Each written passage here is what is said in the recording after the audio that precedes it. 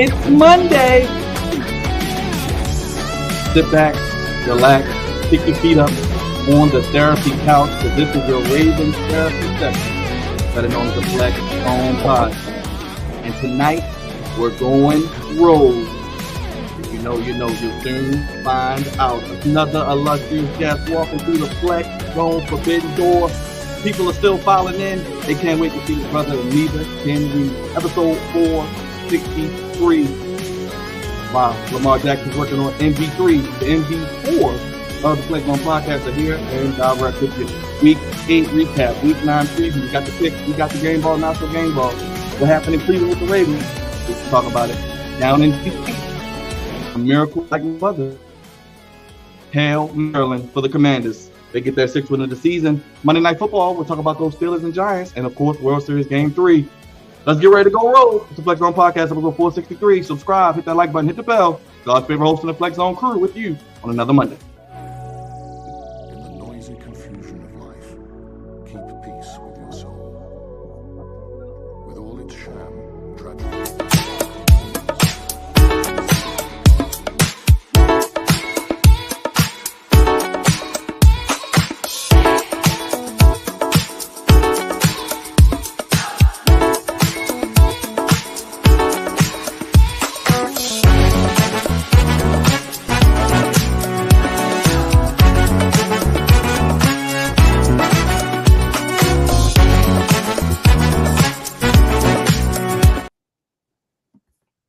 More exciting than that team from the West Coast in and out of Bronx beatdown a few hours north. Sorry, Dre, had to throw that shot in there for you. It's the Flex Zone Podcast, episode 463. The only place, fella, giving you sports how you want it. When you need it. Another major show, another illustrious guest giving us some of their time, which we're forever grateful for. Tonight, we go RouG. As I mentioned, we're going to explain that in a second. Flex Zone, episode 463. Hit that subscribe button, hit that bell, hit the like button, sound off. We know we got to talk about those Ravens. We got a big time miracle down in D.C. And, of course, what's going on with the Ravens? Will they make a move as a certain team in Kansas City look to add to the repeat, makes another move? Got to talk about Dre's Yankees. The Dodgers look to be taking a commanding 3-0 lead. And, of course, game ball, not so game ball. We got the picks. Monday Night Football. The Steelers are in the dog right now. Starting to pull away, but make sure you follow us on Twitter, Instagram, Flex Zone 1, Facebook, the Flex Zone 1, and, of course, the Flex Zone Podcast on TikTok. And hit that Cash App. You can super chat us, vote on the poll, and, of course, sound off down below. Let's get to it. God's favorite host here. But I cannot do things without the team. And David Ruffin has just walked in the building. He's got a new nickname. It's our social media producer. You know him as Big RouG, the one and only. What's going on, my brother? Big RouG, we made it through another fun sports weekend, but it's time to get on the ambulance and do a little bit of therapy. No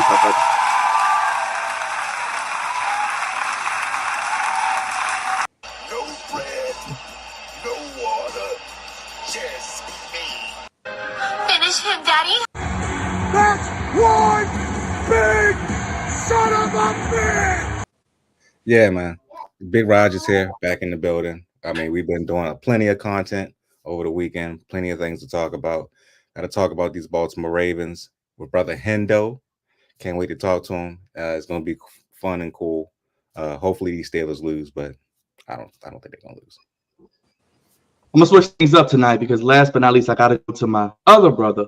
But this is the man with his nicknames, the Flex Zone Messiah, the Tribal Chief, the man that's meaner than Tamina, the pride of Eastside State Misbehavior, Sultan of Suave himself, Drizzy Dre, Mr. Balsa Hart University. He's still rolling with his Ravens, I'm sure, but I know he's got a lot to say here tonight. Drizzy Dre, what's going on, my brother? How you feeling? Hey, man, I'm feeling not good at all, goddammit. It's been a bit, this week sucks. Acknowledge me. My Yankees, they're not doing good. But the Ravens, they lost. And then You Yankees getting up tonight, Dre? You said what? That's the Yankees getting like Yankees thank you. That's one of them Roger ass whoopings. Makes me dick. See the smile. Let's get to it.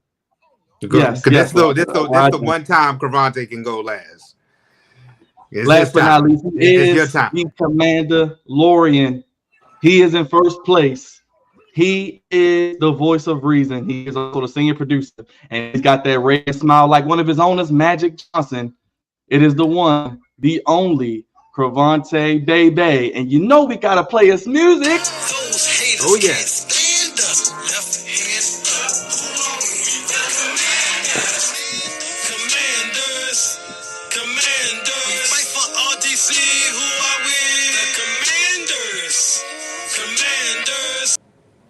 How you feeling, good brother? Still smiling. I love to see you happy.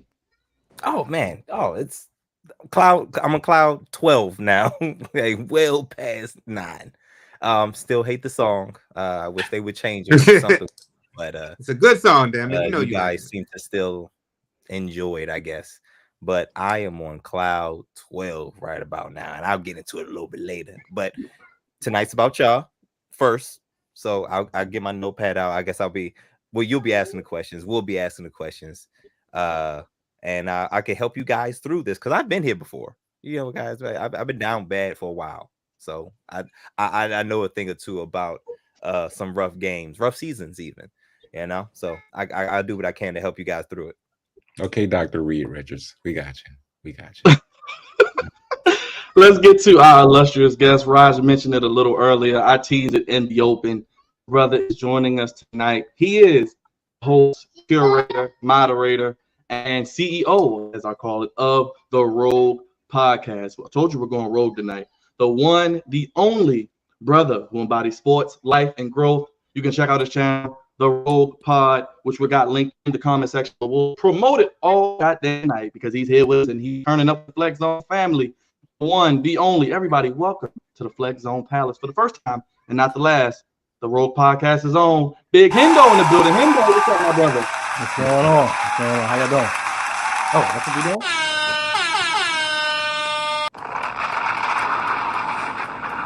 Appreciate you guys for having me. Of course.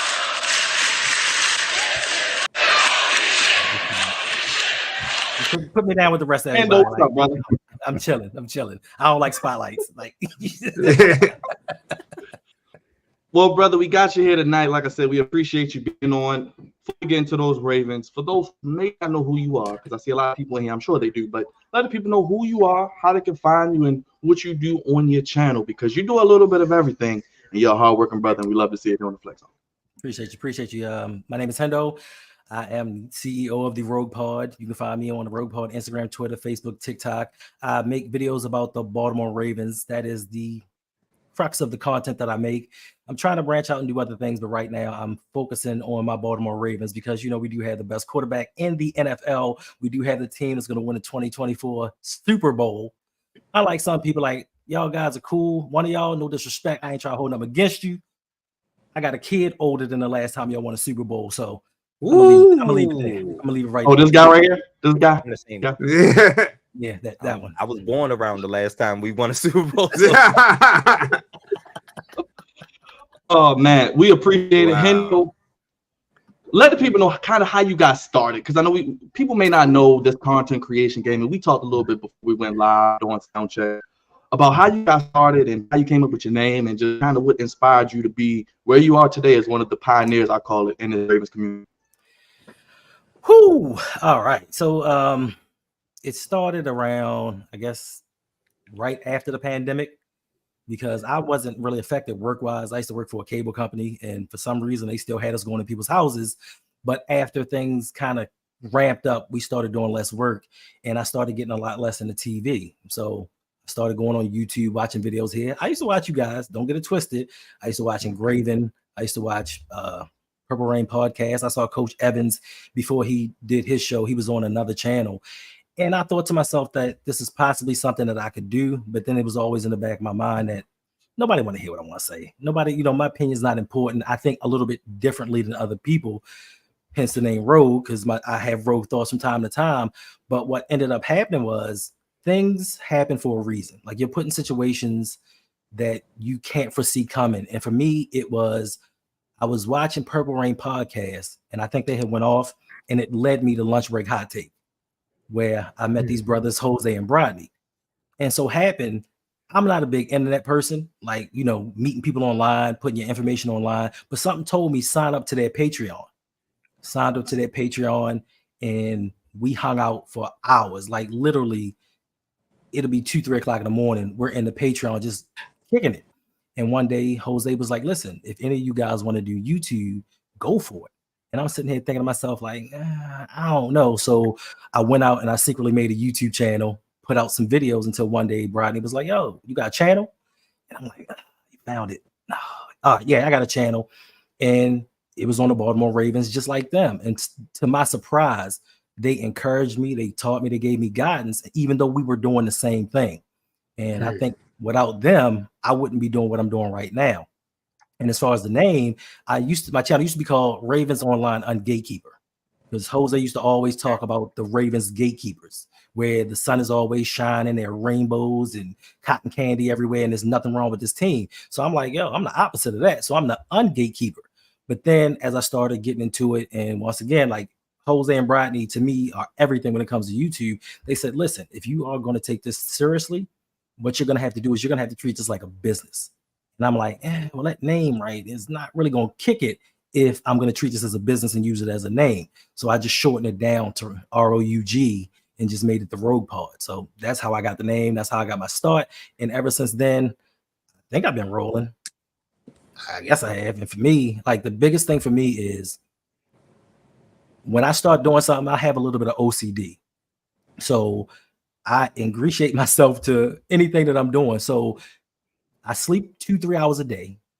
If I'm not making YouTube videos, I'm on YouTube studying, trying to figure out how I can be better, what I can do better. I go to different genres.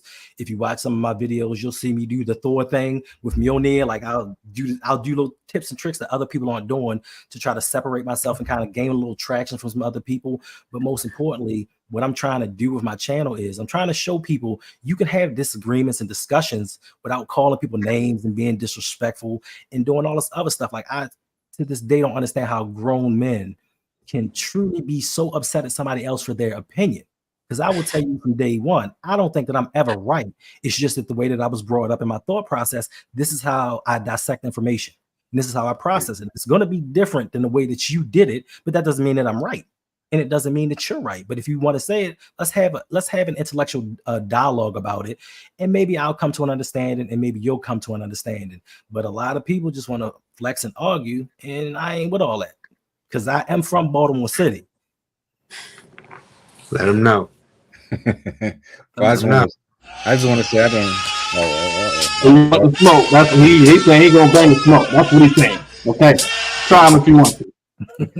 Go ahead, Raj. I know the fellas got a lot to ask you. We got to get into these Ravens, but love hearing the backstory. Good, Raj. I just want to say I've been watching you too, Hendo. I've been watching you. Your videos are very, very good, man. Very good. I love some of your videos, man. They're very inspiring. So I just want to say, continue to keep reaching and keep doing your thing, man. For real, seriously. Appreciate it. But how you feeling about these Ravens right now, man? That's my first question. How you feeling about these Ravens right now? I know we just lost to the Cleveland Browns over the weekend. We had some more injuries, you know what I'm saying? But where are you at with them at this point in the season? Right now, I'm numb. I was a little upset yesterday at the loss, but it was something that I kind of expected. You kind of expected backup quarterback coming in, a stout defensive line. Jameis Winston, I've known him since Florida State because I'm a big Florida State fan, and I know that he can get it done. But I also know that he is going to give the ball away, or at least try to give the ball away from time to time. The biggest problem, the biggest issue that I had for me is I looked at yesterday's game kind of like a playoff atmosphere game, because the Cleveland Browns defensive line is going to be one of the defenses that we might possibly face in the playoffs, outside of the teams that we played through the first 6 weeks. And they gave us the business. And as a coaching staff, as always, when it comes to the playoffs, the Ravens don't respond like they should. We don't run the ball. We try to get tricky and do all these trick plays and do things that aren't of us. So for me, I'm not worried. It's one game. We got to get right game next week versus Denver. The thing that for me is going to tell a lot is the Steelers. We're 1-7 versus the Steelers. We can't seem to beat them no matter how bad their quarterback play is. And for me, that's going to be the test of all tests. So, I mean, I'm cool right now. I'm not liking 5-3 at the moment, but it's not what you do during the regular season. It's what you do during the postseason. How are you feeling about yesterday's game? Do you put that blame on Lamar Jackson? Do you put it on the defensive coordinator? Who do you think gets majority of that blame for yesterday's loss? Listen, you can call me a Lamar fan, Stan, whatever you want to call me. I could never blame Lamar, because without Lamar, and they've shown it when he's been hurt, you are not in games without Lamar Jackson. And he balled out. He can't help that his receivers weren't catching the ball. A lot of people like to talk about that Bateman drop in the sun. What about the one on the prior drive when he dropped that third down pass? His receivers let him down, but more importantly, the defense let him down. Zach Orr possibly is over his head right now. He's never been a defensive coordinator before. They brought him in. He's learning on the job. But the problem is the Baltimore Ravens are in their Super Bowl window. We don't have time to be on the job training type situation. But even still, he put his players in position. So I'm going to put more of this game on the defensive backfield. Eddie Jackson dropped 3-4 potential interceptions. But to me, and I know a lot of these Ravens publications named Kyle Hamilton the player of the game, but to me, he could have ended the game with one catch, a ball that he had in his hand 3 times. So to me, I put this game on Kyle Hamilton. He's supposed to be the best safety in the NFL. Jameis Winston threw the ball directly at him. Yep. You're supposed to make that play as a leader on the defense, as the best player on the defense, especially right now, because RouG isn't living up to that money. You need to make those plays. So me, I'm putting that game on Kyle Hamilton. Do you think that the defensive coordinator needs to step down, or are you giving it time similar to what they did with Mike McDaniel? That's rough because nobody trying to crap on no black man. But okay, so the difference with Mike McDonald and Zach Orr is McDaniel came in. He had prior experience. He had some rough patches throughout the season, especially that Miami Dolphins game. But he had a collection of players that were first coming together. Kyle Hamilton was in his rookie season. You know what I'm saying? He wasn't Kyle Hamilton right now. We had to trade for RouG. Like, it was some things going on that we had no control over, but he put it together, and they played well enough to win. Then the second season, they took off. But Zach Orr has the pieces that were the number one defense last year, number one in scoring, number one in turnover differential. He had the pieces, minus 3 people. You took away a Ronald Darby, but you added a Nate Wiggins. You paid Justin Madubuike all of this money. Like, you have the pieces, and things just aren't working out. So I don't think he should step down, but you may need to bring in a senior advisor, just like when they thought that John Harbaugh wasn't running his team properly and they wanted to bring back Jerry Rossberg. Like, you got to bring somebody in to help him and at least see, because if we get to the playoffs with this defense, we're not going anywhere. Isn't Dean supposed to be that guy? Or listen, I'm not an ageist,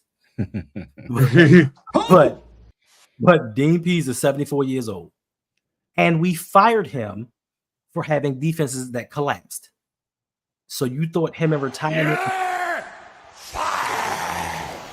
That does not, to me, make any sense whatsoever. You bring in a guy that failed at his job, and he's supposed to advise somebody on how to do their job better. Like, it makes no sense to me. Robert Saleh was out there. You could have brought him in the building, but no, John Harbaugh decides to bring in people that aren't a threat to his job. What do you think is going on with Marcus Williams? I mean, we paid him all this money a couple years ago, and Geno Stone has left off the team. We thinking that Marcus is healthy, he's straight, he's going to come into the season and do his thing. Like, what is going on? Do you think it's the system that he's in, or do you? What are your thoughts on that? I think that you get what you pay for. In a sense, we overpay for him. You get what you pay for. The problem that the Baltimore Ravens have, in my humble opinion, is they want players, but they never go after the best players available. Tyrann Mathieu was the best safety available at that time, and we thought we would go a little bit cheaper and get Marcus Williams. Now, he did play well for the part of the season that he came in the first year until injuries beset him. I think injuries have taken their toll on him. Also, I think that he may not want to be here. I think he's getting tired of the John Harbaugh stick and what's going on, and just everything going on around him is just taking a toll. So he needs to go, to be quite honest with you. He's not playing even remotely well. Damn. Do you think he need to cut Eddie Jackson? They should have never brought Eddie Jackson in. See, this is what happens. This is what happens with Baltimore Ravens in their front office. When there seems to be a trade available that the fans want, well, us offensive fans anyway, when there seems to be a trade available for offense, EDC goes out and makes a defensive signing to kind of take the heat off of him from the fan base and put it in another direction. Because we were looking out there saying, listen, I know we got bait. I know Aguilar is going to catch 1 or 5 passes. We got Zay coming into his own. We need a dog at wide receiver.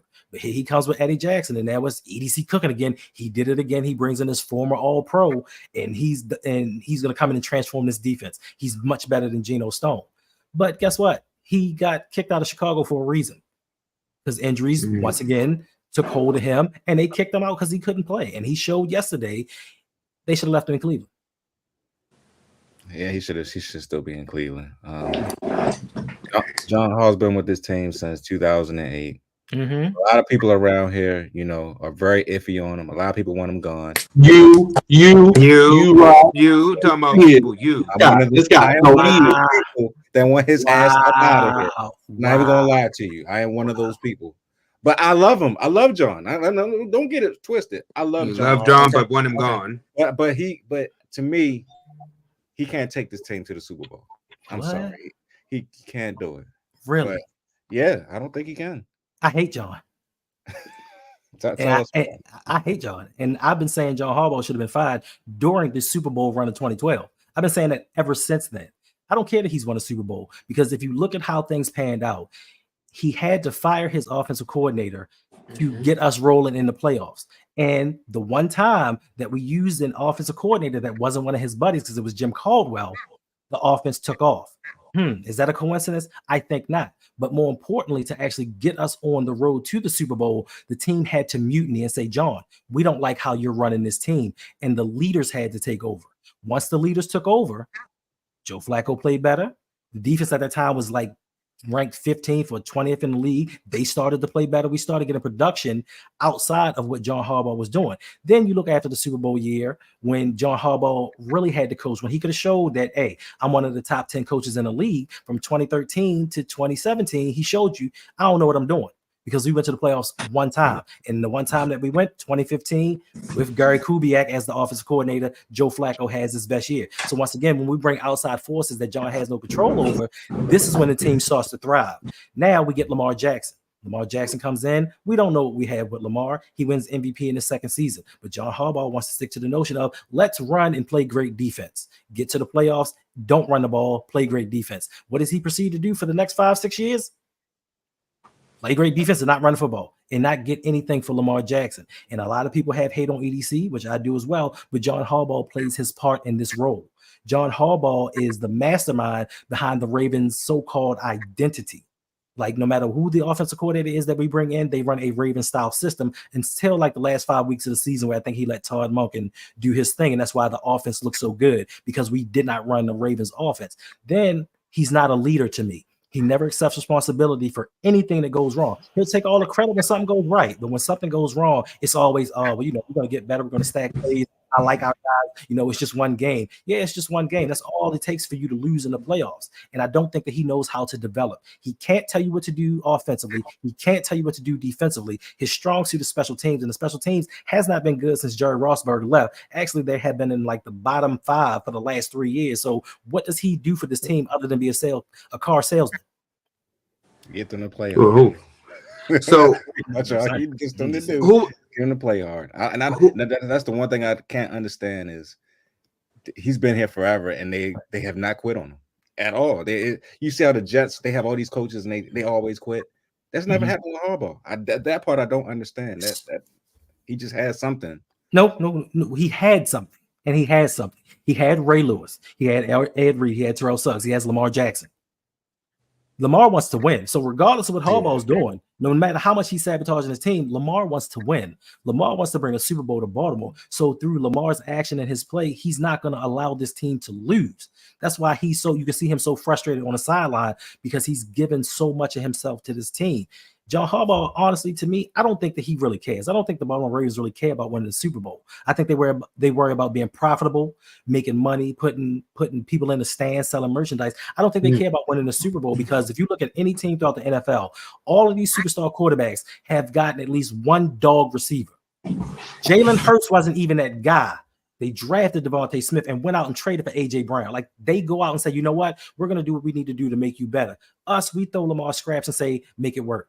And because he makes it work, that's their excuse for them not to put into him. And that starts with the head coach that said, I don't want no receivers coming in here worried about their numbers, worried about making money. This is what they play the game for, to get numbers and to make money. And if they're making the right amount of money and they're making the right amount of plays, guess what? Your team is going to be better for it. But he is so narrow-sighted in his thoughts that he don't see the correlation between bringing in dogs and bringing in these choir boys that he want. When he drafted Bronson Kafusi and Kamale Correa instead of Derrick Henry and Joe Tooney back in 2016, he said, oh, Kamale's a great guy. He's just a special young man. I like him. You never hear them say, hey, these guys can play football.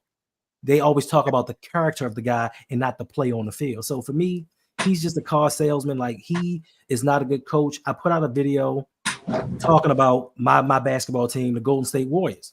They had Mark Jackson as the head coach. He took them from a 23-win team to like a 59-win team, but he couldn't get them over the hump. And after his 59-win team, they fired him and brought in Steve Kerr and won a Super Bowl won an NBA championship the next year.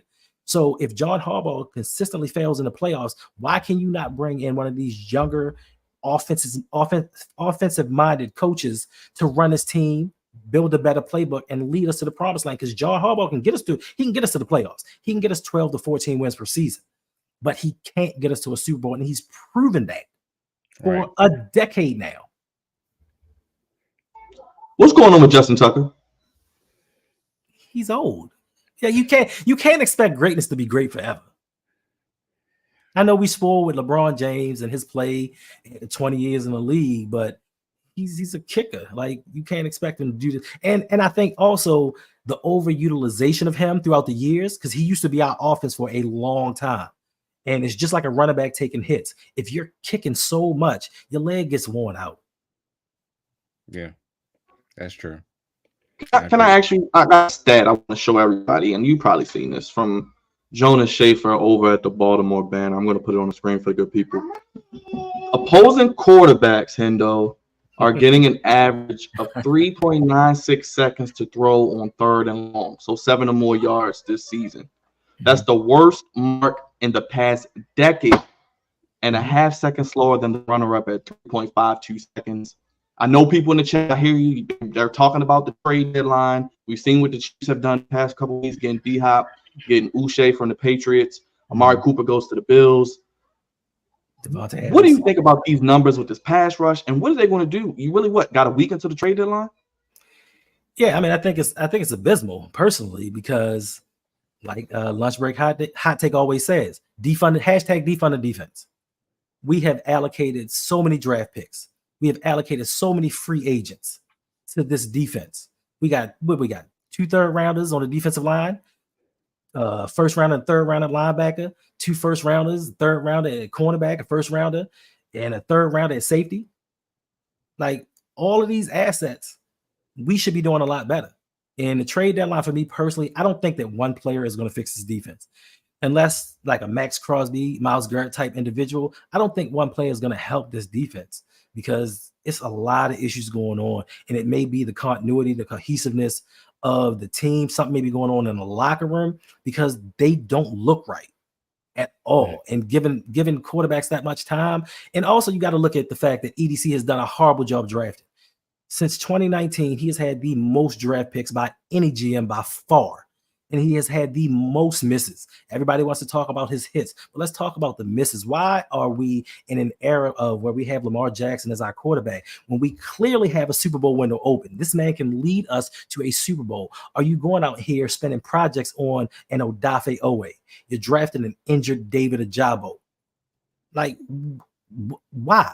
I hate to say it, Patrick Queen. Patrick Queen ended up being decent for us. T. Higgins was out there. Like, it's so many people that the Ravens could have put on his team to help Lamar and his offense out, but we want to stick to that old antiquated notion of defense wins championships. And when people keep telling me that to this day, when they say defense wins championships, two of the greatest defenses of all time, in my opinion, were the 2004 and 2006 Baltimore Ravens. Did they win a championship?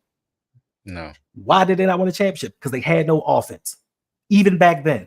And we're still stuck in the same situation where we keep pouring into this defense. At the trade deadline, people are talking about, yo, we need to get a defender. We need to trade for a defender. How much are you going to put into this defense before you say enough is enough?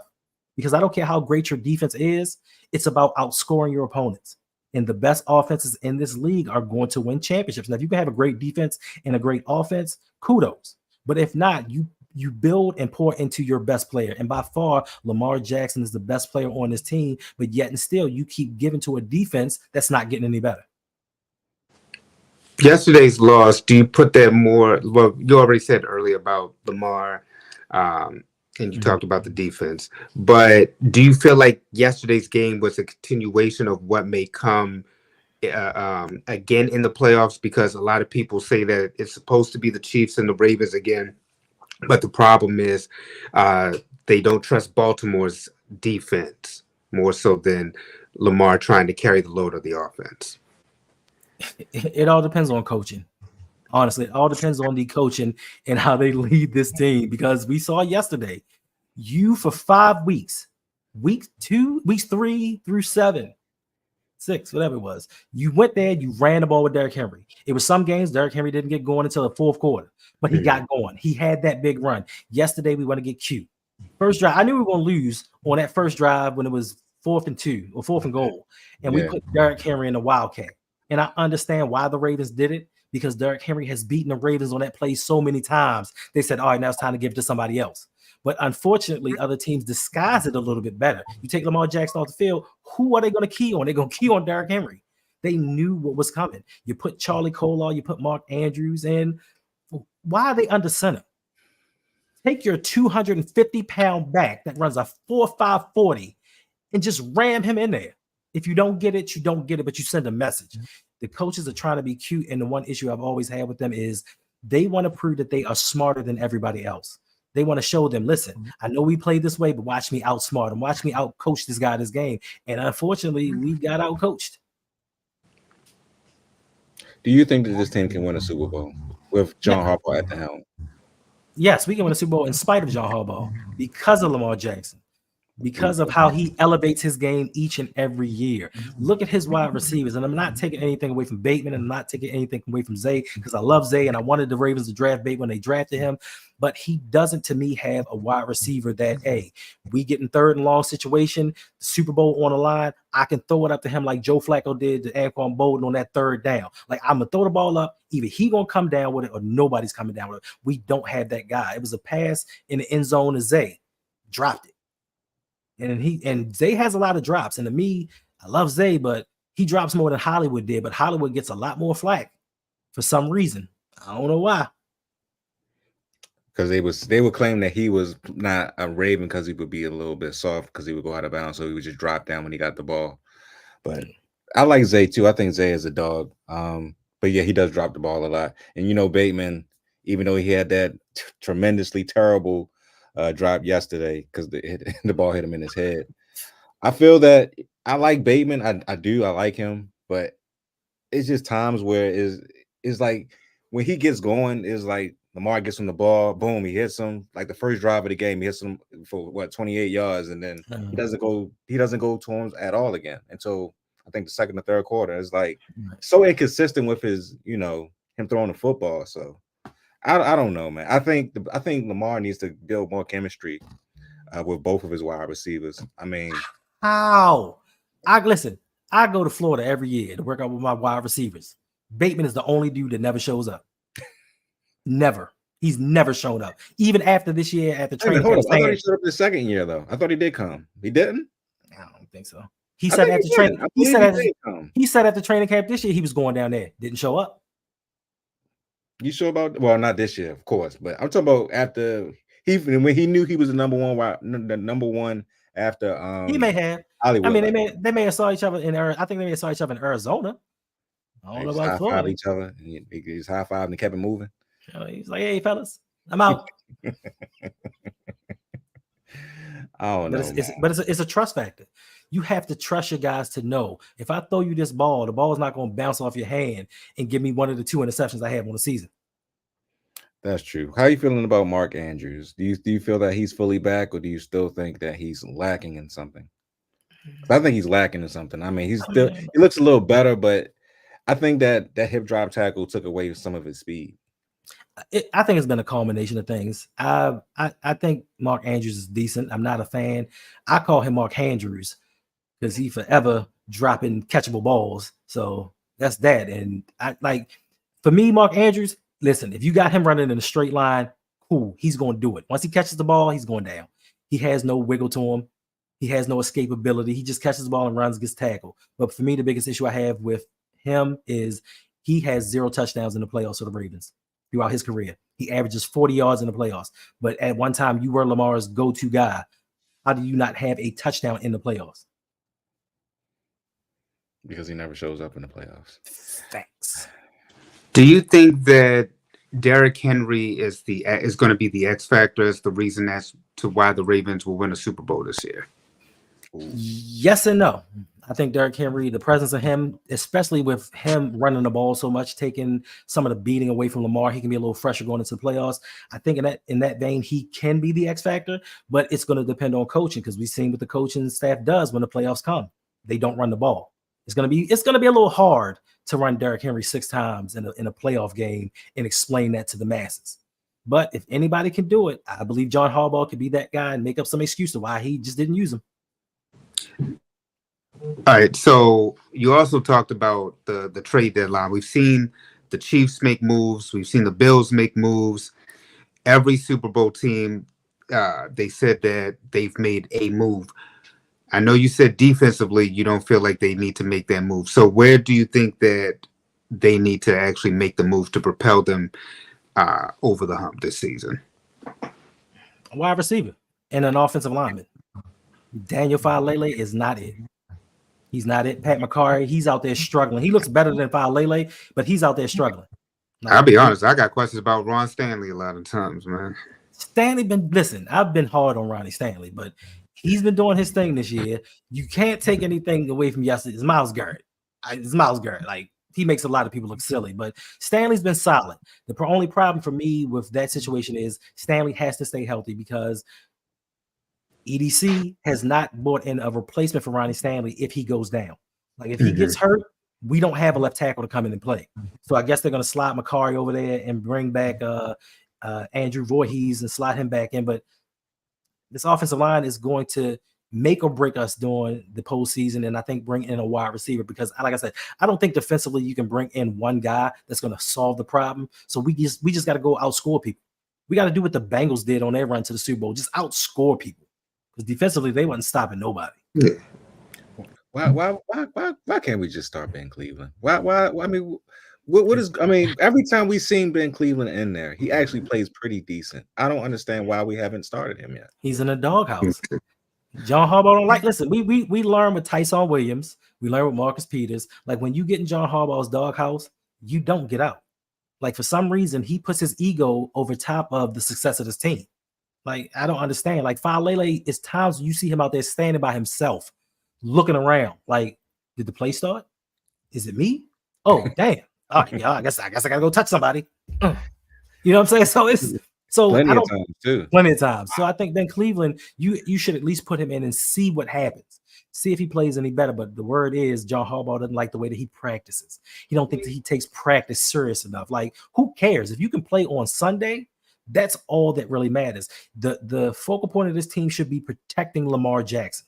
That should be the focal point of everything that this team does, making sure that he's upright at the end of the season, make sure that he can do what he needs to do and be as dynamic as he can when the playoffs start if they really and truly want to win a Super Bowl. Why is it for 15 weeks I think I know the identity of the Ravens, and then January comes and everything stops? Is this John Harbaugh out coaching himself or trying to outdo himself? Or why is it like a light switch that gets turned off during the playoffs? John Harbaugh can't coach. He doesn't know what he's doing. He don't know what he's doing. Listen, so I don't coach watch, but you telling me if we in the playoffs and Bill Belichick is standing there and Josh McDaniels and the offense isn't doing what they're supposed to, he ain't gonna go up to him and be like, listen, you need to change the protection, you need to do something and fix this. Or the defensive coordinator be like, look, bro, if you're not gonna do it, I'm gonna start calling the defense. All of these other head coaches are gonna do these things. The problem is the Baltimore Ravens don't have an identity. We want to say that we have an identity. We don't really have one. We just go out there and say, Lamar, win us some games. That is our identity. Lamar, do your thing, bail us out. And the coaching staff gets lazy. The awesome offensive coordinators in the past is like, yo, I don't have to draw up plays. Greg Roman didn't have to draw up plays because it's like, yo, Lamar, if it breaks down, he's going to run. He's going to escape pressure. He's going to throw the ball downfield and find somebody. He's going to make things happen. So I don't have to do anything. Then when the playoffs come, it's just like, yo, Lamar, go do your thing. We're not going to do any coaching because if you've noticed the Ravens throughout the last 10 years, they make no in-game adjustments. It's either we're winning a game or we're losing a game. Nothing changes. They're going to say, you know what? I know this ain't working in the first quarter. Guarantee you it's going to work in the fourth quarter. It ends up not working because we don't have coaches that know how to get outside of themselves. And I think the biggest issue is John Harbaugh's ego. Hendo, I want to give you a hug so much, man, because I said in the playoff loss against the Kansas City Chiefs, this idiot just stood there while his team was imploding. And the funny thing is, at halftime, he said, oh, we need to run the football more. And then they didn't run the football at all in the second half. They did not run the football. What are we doing? I was wait a minute. What, Rod? What? How do you be making fun of Harbaugh, man? You said what he be doing on the sideline? Oh, he just be doing this. Could be doing this. He looks like one of my guys. He looks like one of my guys. He have a teardrop coming down his face. You left out. Just looks completely stupid. He be like, no, you left out the other one. You left out the Dave Chappelle one.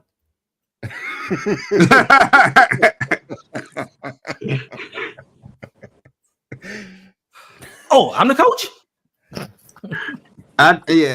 Like yesterday's game, I just felt like it was one of those, like you said, Lamar, you put it on the back of Lamar Jackson. He drives, he goes down the field, drives, they score a touchdown, and then the defense gives up a touchdown, and Lamar drives them back to the goal line, and they just weren't able to just punch that thing in. And it's just so that yesterday was just so frustrated because, like you said, they could have sealed with the Kyle Hamilton if he would have just caught the interception. But then you feel like they should have just sealed it anyway with Lamar when he's able to drive down the field. I'm just thinking, like, with the defense, if Ray Lewis, Ed Reed, Terrell Suggs, they had this type of offense, the Ravens would have won multiple Super Bowls. Like, they just sometimes, I remember that 2000 run, they said, if you could just give us like 10, they was like, we'll win this game.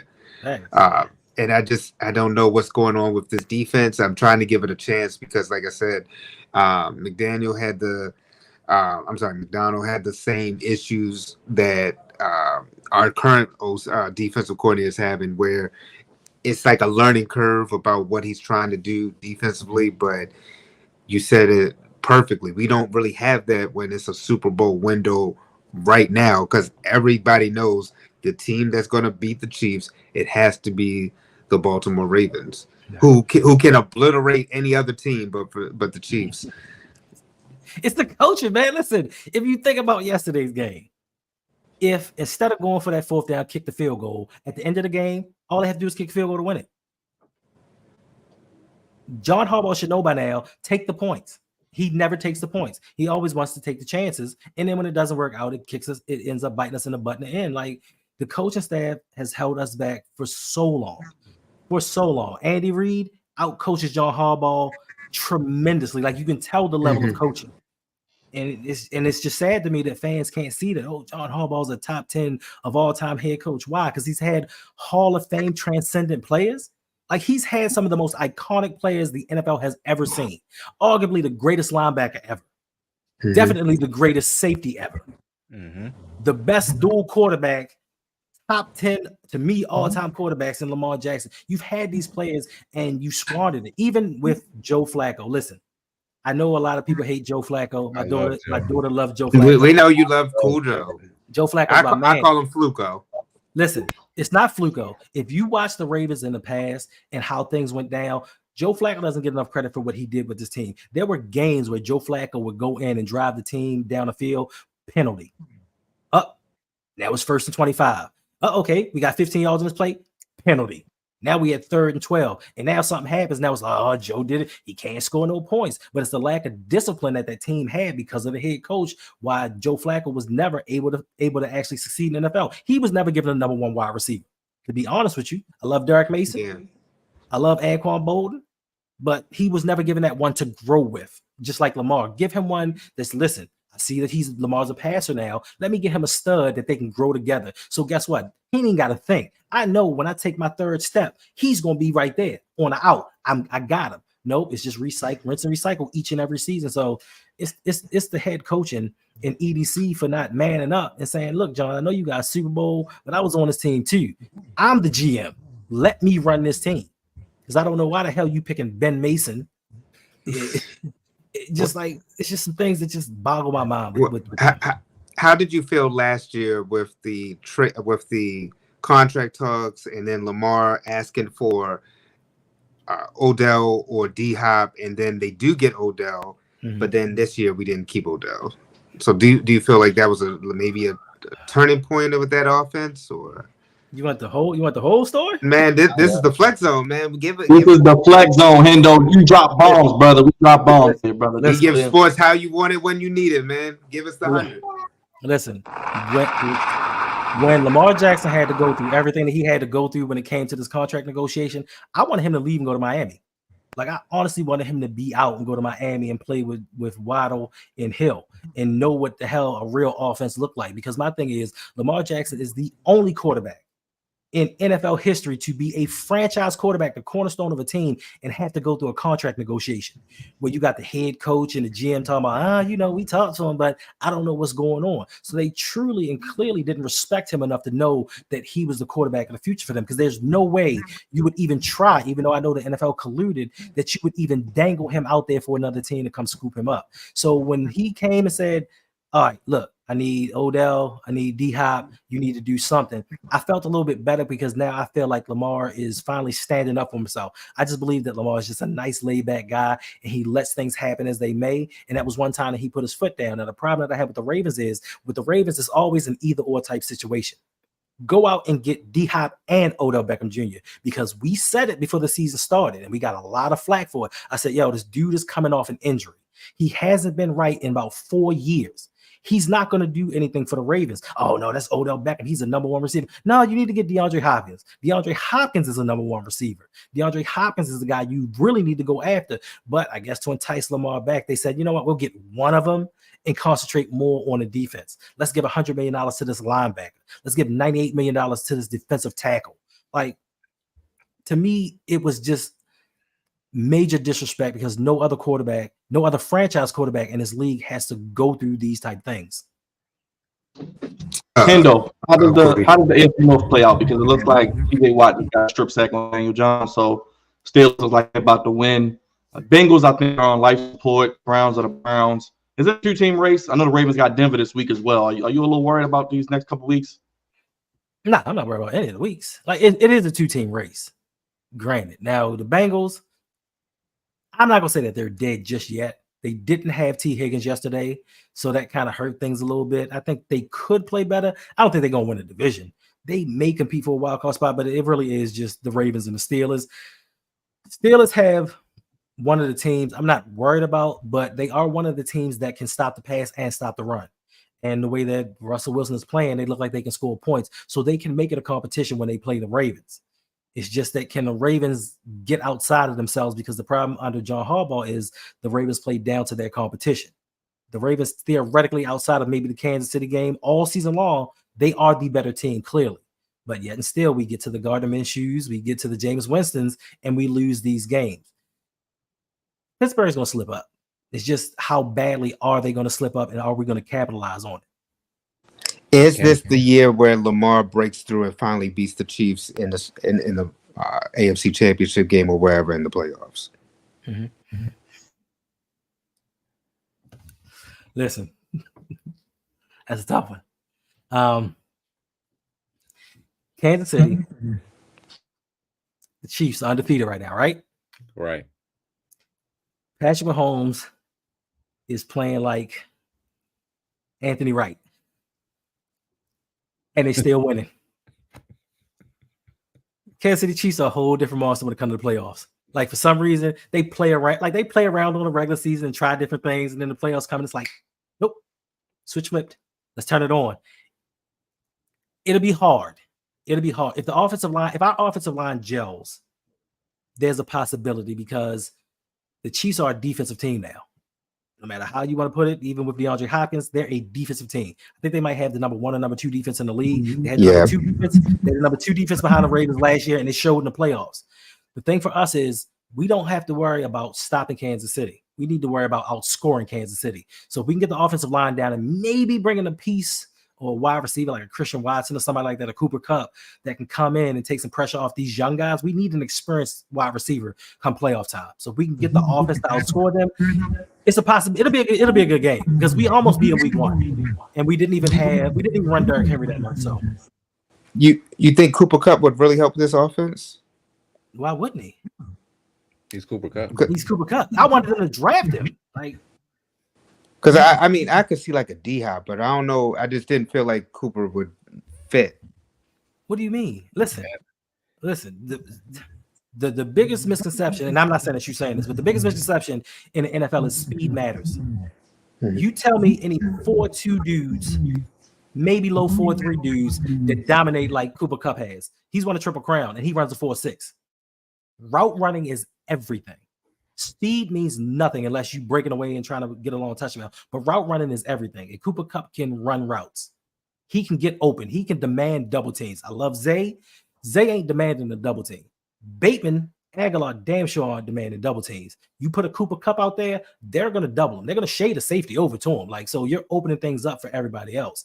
Christian Watson, he's a big, fast dude. I mean, there's some dudes out there that might be able to make some kind of noise for this team, but they have to do something, because we don't have the experience at the wide receivers right now to possibly keep up with the playoff Kansas City Chiefs. Who's going to stop Chris Jones? Because Chris Jones always seems to get at us. Is either Chris Jones, TJ Watt, or Myles Garrett, or Crosby? I say it was it was Crosby, and they lost. Who's going to stop these guys? Nobody will stop, bro. You see Chris Jones playing with our defense. He's just moving around like, who am I going to pick now? It's like the water boy. He literally threw Justice Hill out the way. Yeah. He said, "Get out!" But Justice Hill shouldn't be blocking him. I agree. He shouldn't be chipping him. He shouldn't be blocking him. Justice Hill got him. He got him last 2. He got him, but listen, we're not going to stop them. We're not going to stop Chris Jones. We have to offensively, the coordinator has to scheme plays to know where his weaknesses are and scheme for him. We got to watch out for Bolton. We got to watch out for Kalafkis. Like, it's some other dudes on that defense that can ball out too. So we have to prepare for them. And like I said, we need to get a piece on the offensive line that can help protect Lamar for the playoffs. I am not about regular season glory. Don't tell me how well we look during the regular season, because when the postseason comes, it is a whole nother level. You talk about it early in baseball, like the postseason, like, yo, the stuff that you see during the regular season, it don't happen. You're playing the cream of the crop, and you have to be at your best. And you can't tell me when you're going up against Chris Jones and Kalafkis and Bolton and all of them dudes over there that Lele and Pat McCarry are going to get it done. And I like Rosengarten, but it's been a couple times you threw him out the way too. He needs to get stronger. That's does. But we shouldn't. But that's the problem with the Ravens. We rely too much on rookies. But we rely too much on rookies to come in and start for this team instead of learning. That's why we have 11. That's why we want to have 11 draft picks coming up. Because that's what we care about is cheap labor. Listen, I just came off a stream. We just did the Ravens roundtable with Coach Evans. Oh, yes. And shout out to Coach Evans. From 2021 to 2024, we just looked over the 3rd, 4th, and 5th round picks. So many wastes. Instead of trading a 5th rounder for Amari Cooper or a 4th rounder for Devontae Adams. Don't even get me started. Hendo, I got a couple quick hitters for you, brother. I want to, before we get you out of here, I got a couple things because you mentioned you are a Warriors fan. And these brothers can tell you when they was on their dynasty, team like, and I was styling and profiling like Ric Flair. I was having a good time. Stephen Clay, you couldn't tell me nothing. They was beating their boy LeBron. They was shooting from 30. But I did a video, and I said they would not make the playoffs or the play-in this season. I don't think – I saw Steph get hurt last night. I didn't like that. Ankle injury again. What is this team going to do, Hendo? I don't think they're a playoff team. I could be wrong. We'll have you back to talk about it in the spring, but – are they going to be able to right the ship? The West is tough, brother. Yes, they're going to right the ship right to the playing game. They might not make the playoffs. They're going to make it to the playing game. I need stuff. I don't know, man. The Splash Brothers ain't there, so. I mean, listen, they're going to have to trade Kuminga or something. They're going to make a move or something. They look pretty good, but they haven't really played anybody. So we'll see. We'll see. I don't really get into the NBA to the playoffs anyway. So. Well, we always see the season goes off to Christmas. That's our philosophy. That's how we feel. Facts. Yeah, that's what we say. One more thing. Then I'll let the fellas wrap up and we'll get a couple more things. But I always think long term, Hendo, much like yourself. There's a certain team in Colorado in the top 25. You mentioned you are a Florida State fan. Yes, and there's a coach on that sideline in Colorado that's got his team Here you go. getting them to double digits, possibly with the schedule, get 10 wins. And son, he's going to be a top 5 pick. I think he's the best quarterback coming in the draft. Travis Hunter's going to be a top 5 pick. They're going to be gone next year. There's a lot of teams, not just your Florida State Seminoles, a lot of top 20, top 25 teams that are going to need a coach after the season. They got a lot of money to throw at your boy Dion. I know he's a Florida State guy. Imagine him with the NIL dollars that they got down in the crazy state of Florida. Could you see this possibly happening in the near future the way that Dion is doing this season? Yes, that's Dion's end goal. His end goal is to get back to Florida State, bro. And Mike Norvell, he's just I don't know why he decided to get that former Clemson Oregon quarterback. Like that dude is ass. DJ Ugungalale. I don't know. I don't watch college football now. Like Mike Norvell has turned me off from college football, bro. But yes, Dion's ultimate goal is to get to Florida State. So yeah, with Shador gone, with Travis gone, like he's going to be looking to get out of there. He did what he wanted to do. He built that program up. He's going to get his son and maybe the first, second pick of the draft. What more does he need to prove in Colorado? Go back to the Sunshine State. Go where it's warm, where players want to go. Go to a program with tradition and national championship. I know Colorado has one, but go with one with a tradition. Man, legendary Bobby Bowden. Like, come on, bro. Why would you not want to go home? Jameis Winston. Can't forget about him. Yeah, that's my guy. He got us one. You know he was doing this. Mr. 30. That's what I'm talking about. I mean, last year they had a quarterback in Florida State, but he got hurt. Injuries prevented them from getting into the playoffs, unfortunately. Bruh, even if Travis stayed healthy, they wouldn't compete with them dudes. They wouldn't have lost as bad as they lost, but they weren't competing with them dudes. All right, Hendo, who plays in the Super Bowl in New Orleans? Got to get you on record. Of course, we'll have you back to talk about it. Who plays in the Super Bowl? You optimistic coming on? You said the Ravens are Super Bowl champs. They won it in New Orleans before, but we got to get your opinion 8 weeks in. Crazy enough already as we head towards November. All right, so I guess, history repeats itself. Of course, 2011, Baltimore Ravens, New England Patriots, your boy and his drop, and your boy with his missed field goal. Don't go to Super Bowl. Next season, we go to Super Bowl in New Orleans. Cool. Bet. Could have been back-to-back chance, but we got one. It is what it is. Last year, we went to the AFC Championship. We lost. This year, Super Bowls in New Orleans. 2011. I'm sorry, 2012. We had the mutiny. Right now, we're going on with this saga with Marcus Williams. Could it be a mutiny? Could it be something else? The correlations are a little bit too much. So the Baltimore Ravens are going to the Super Bowl, and they are going to beat none other than the Detroit Lions. Oh, yeah, boy. they look like they on another level over there in the NFC. They just look faster than everybody. Bruh, how they let them get Jahmyr Gibbs, bruh, I don't know. Yo, They Alabama fans up here. I told them that he's gonna be like that. But the crazy part is everybody was like, ew, y'all taking a running back that high? Yeah. Watch what we do. What? Bruh. Hey, he told you he was going to be biting kneecaps. Bruh. Really? Your boy Goff had 85 yards passing yesterday. And they had 50. 85 yards passing. And they put up 50 points. The score was 14-14. I said, ugh. Tennessee doors. Oh, no, they're not. Never mind. It's done. It's over. I got one last question. What do you think the NIL deals, the NIL in general has done? What effect has it had on college football?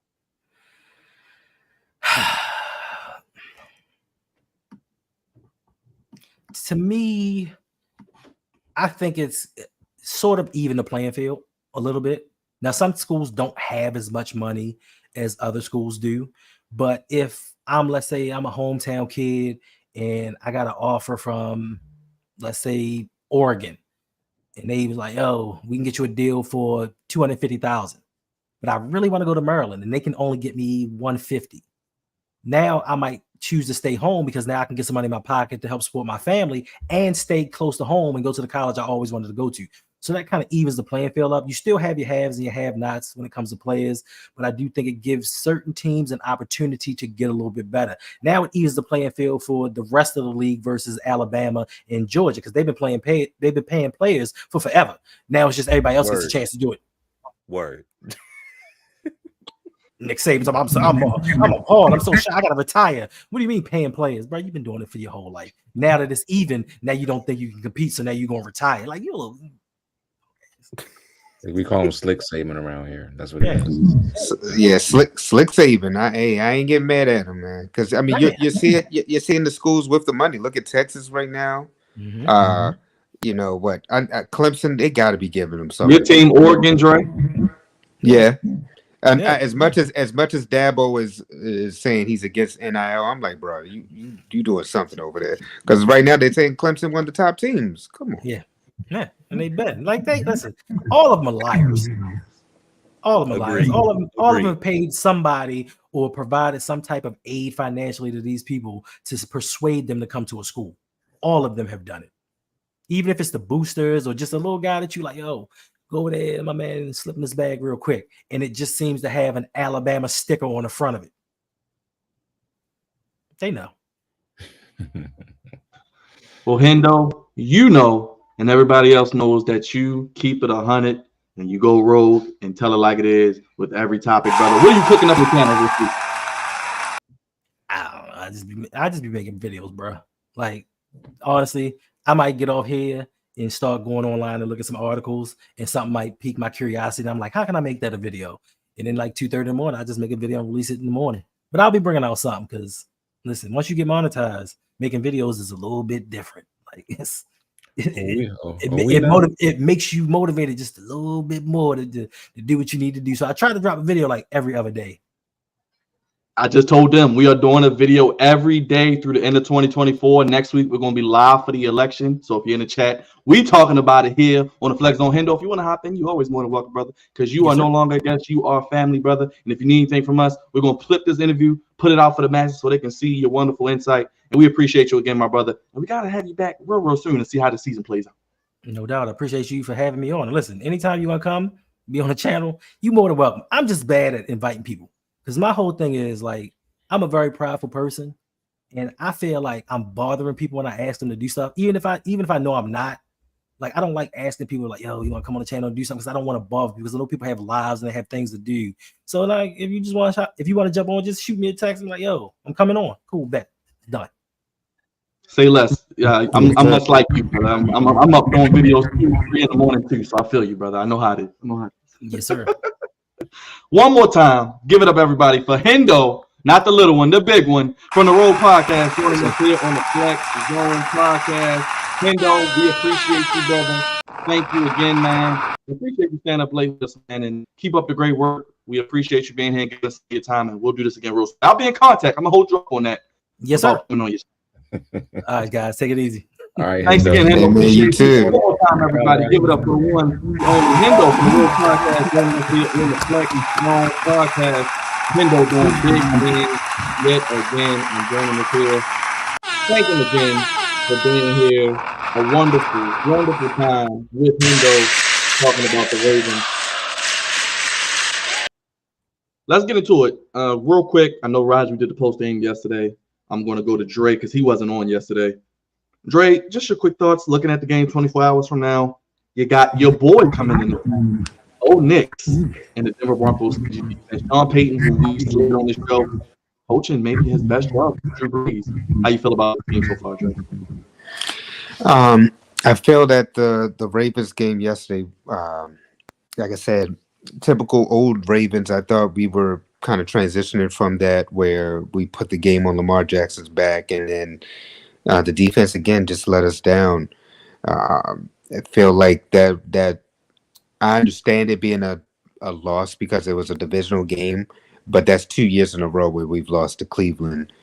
Deshaun Watson having the game of his life against the Ravens last year, and then this year, Jameis Winston coming in there when it's like our guest was saying, it's hit or miss because Jameis Winston again was about to give the game away, and then a dropped interception. It was I just felt like I thought we were past some of this stuff.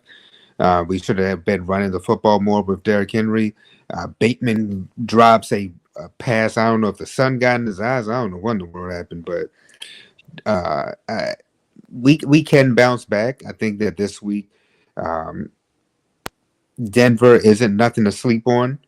But I think it might have. Hopefully, this Cleveland game was a wake up call game for the Baltimore Ravens because you can't take Denver lightly. They have a quarterback who's coming up, and then you also have a good defense over there as well with a guy who has a Super Bowl championship just like John Harbaugh does. So he has experience, and I think it's a winnable game, but it'll probably be a close game because.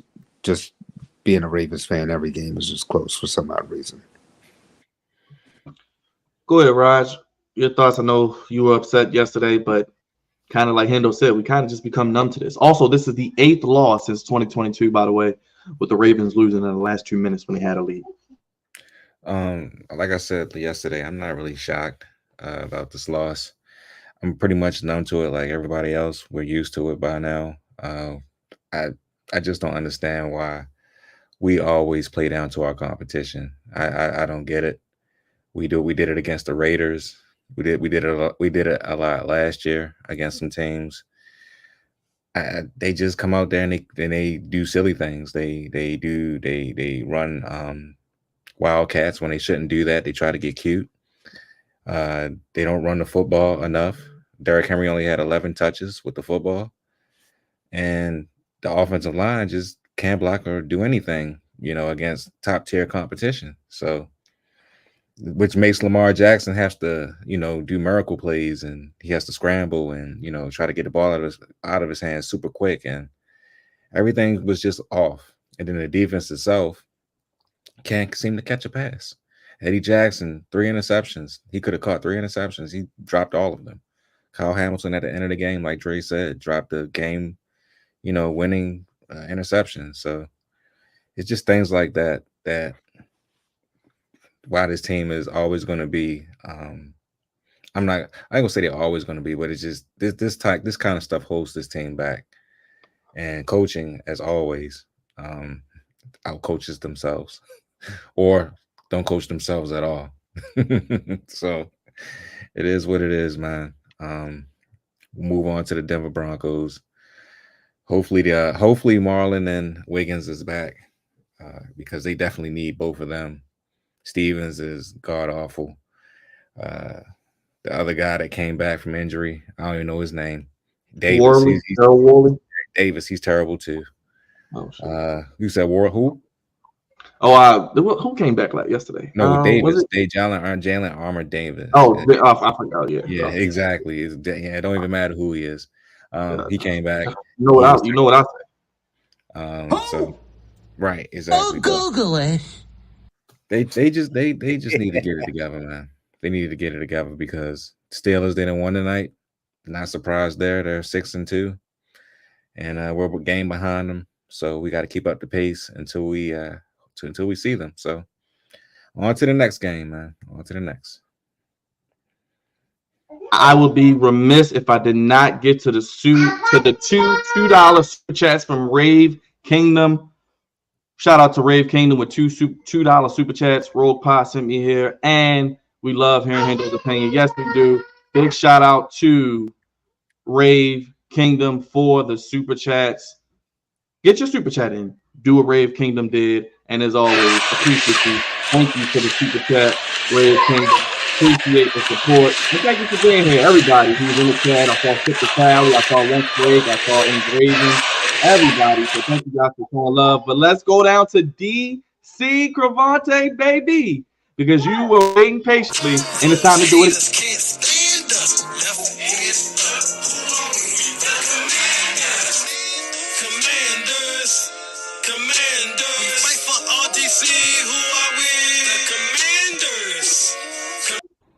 Jam. Oh, jam.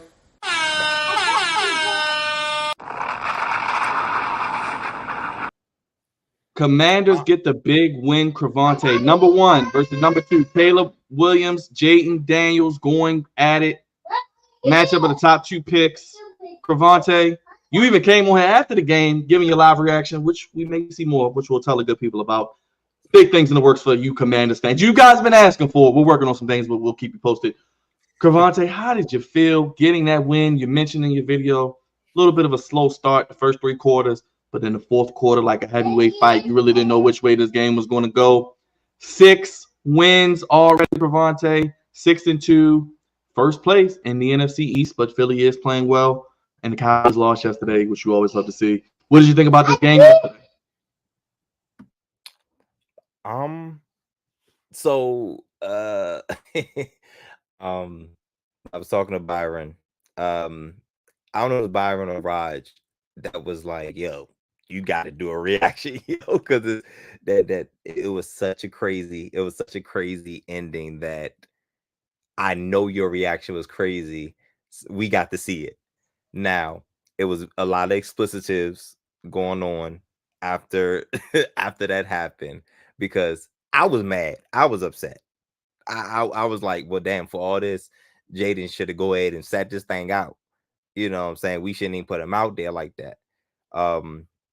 And I was just very disappointed in my team's offensive performance. We had 3 trips in the red zone and penalties after penalties after penalties.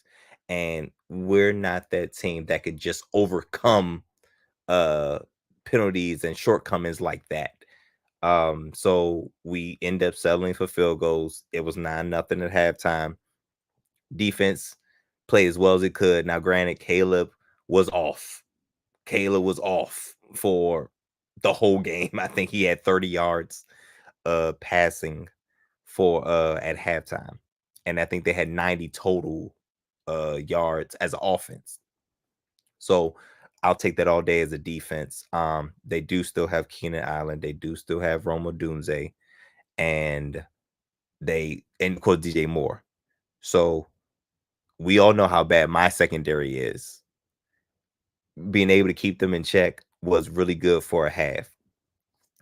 Even truly for most of the game. But God dog it, I felt uneasy when we went up 12-0 and Swift got the touchdown. I said, "Oh boy, I don't like where this is going, and I don't feel good about it because the offense has been flat. All the Bears got to do is get it back. and score. And now all of a sudden they're up. Crazy. And eventually, I don't care how good your defense is. If your offense not producing, eventually the defense is going to give up something. They're going to give up something. And at the end, they scored, and I was like, God damn. I can't believe we were up for 3 3/4 of the game, and now we're going to lose. This was a resemblance of, makes me remember of how our team used to be. Even with them little bit of games that we were up, we're going to give this up. Somehow, some way, we're going to give this up. And I was like, damn, I hate to lose like that, because Bears fans were talking trash. And I wanted this game because I told y'all at the beginning of the year, this game was circled. We wanted to see this matchup. CBS flexed this game to see this matchup at 425. So I was like, damn. So I was mad. You know, when setting up a Hail Mary, you want to get as close to the 50-yard line as possible to have it be realistic. And the Bears defensively, and for Eberflus to be a defensive-minded head coach, I can't believe he let this happen. He let us get to the 50-yard line. And Jaden Daniels, having the cannon that he has, standing on the 35-yard line after dancing around and doing all this and that, he threw it up. Goofy, one of my Goofies of the week, tapped the ball, and it falls right into Noah Brown's hands. Byron, RouG, I'm telling you right now, we would have got kicked off of YouTube if they'd have put me on the immediate reaction. If you would have got my immediate reaction, they'd have kicked us off YouTube.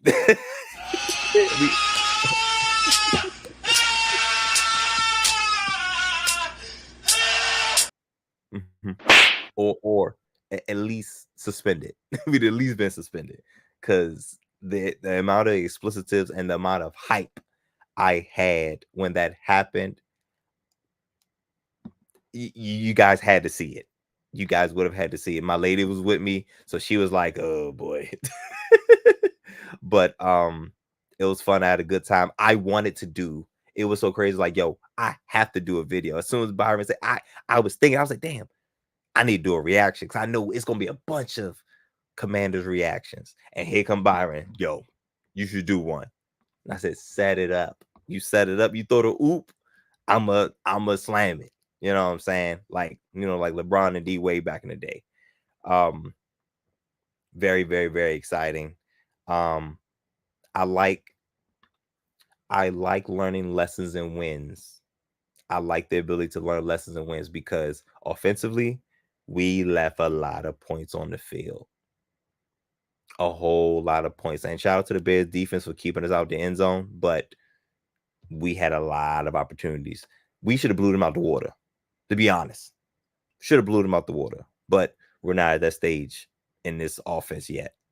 But I said it in the I guess I say a Commanders post game yesterday, that those things don't happen to bad teams. Those type of bounces don't happen for bad teams. Teams that are good and are moving in a good trajectory and in a good direction, these things happen. The football gods looked upon us gracefully. Because for the last 20 some odd years, it's been a cloud.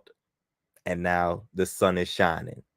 And even though it was nighttime by the time that play happened, the gods looked upon us with some sunlight, and it was good to see. I felt great. I could only imagine what the crowd was like. I mean, I saw it. You know what I'm saying? I'm like, damn, that feels good.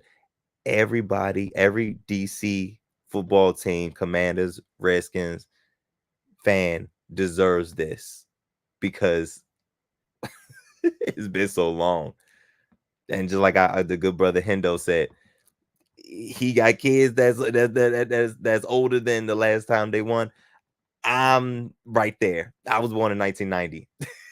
They won in 91, 92, somewhere in there. And it's been some time. A lot of heartache. I've been on this podcast for 10 years, and most of it hasn't been good. And now I feel good that that I can speak highly of my team and mean every bit of it, because it's been quite some time. So yeah, shout out to the defense. Shout out to the defense, because that secondary is not good. And Joe Witt Jr. and Dan Quinn is coaching these boys up, and they are improving. But in 2 weeks, we play the Pittsburgh Steelers. No, wait. Eagles, Pittsburgh. I don't know if it's Eagles, Pittsburgh, or Pittsburgh Eagles. But so you got Giants, Steelers, and you have the Eagles, Cowboys, Titans, then a bye. So the schedule's up. So we got the Giants next week, and then we have, in 2 weeks, we have the Pittsburgh Steelers. That's going to be another test. The Eagles, that's going to be another test. So our schedule, this is us entering the gauntlet of our schedule, where we have a couple teams that's playoff bound and are either division winners or teams that are competing. You never know what's gonna happen with the Cowboys. It's a divisional game. There are no gimmies. Trust me, Ravens. Y'all know there's no gimmies in divisional games. Even the Giants next week, can't overlook them. And it's in New York, despite how terrible they look. But that Pittsburgh game and that Eagles game and that Cowboys, that mini gauntlet is going to be the test to measure where this team really is, as they push for a playoff spot and possibly to win a division.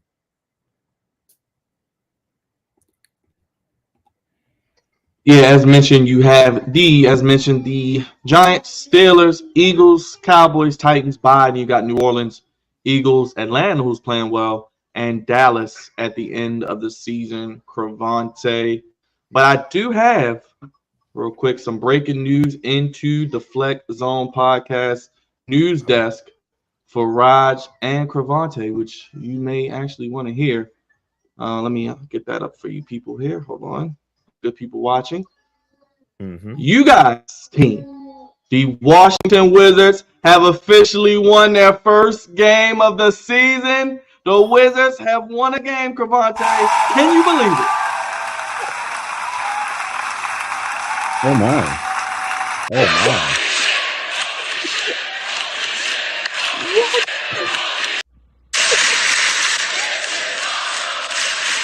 Wow. Jam. Oh, jam. And on top of that, I know they won, but I still have to do it. Come on now, say it with me. Everybody beats the Wiz. Oh, no, not tonight. Not tonight, Scotty G. Not tonight, Uncle Scott. Wow, I'm surprised. I want to know. I want to know how many points Sar had. Can you put up the box score? I will tell you this, brother. Let me box score for you real quick. He had RouG 7 points, 2 blocks, 9 rebounds, 1 assist, 1 steal. Okay, well, he's a rookie, so I mean, at least he did How about something. Kuzma and Jordan Poole combined for 51? Kuzma with 25, Jordan Poole with 26. Come on. Jordan Poole been kind of balling so far these couple games, and Koulibaly's starting to play a lot better as well. So yeah, I like Koulibaly. He's pretty good too. That's a good thing. The Wizards need to, get out this doghouse of losing all the time. But how about Carrington? But Carrington got 13. Yes, sir. Local kid. And how about Corey Kispert, RouG? 21 points. Yes, sir.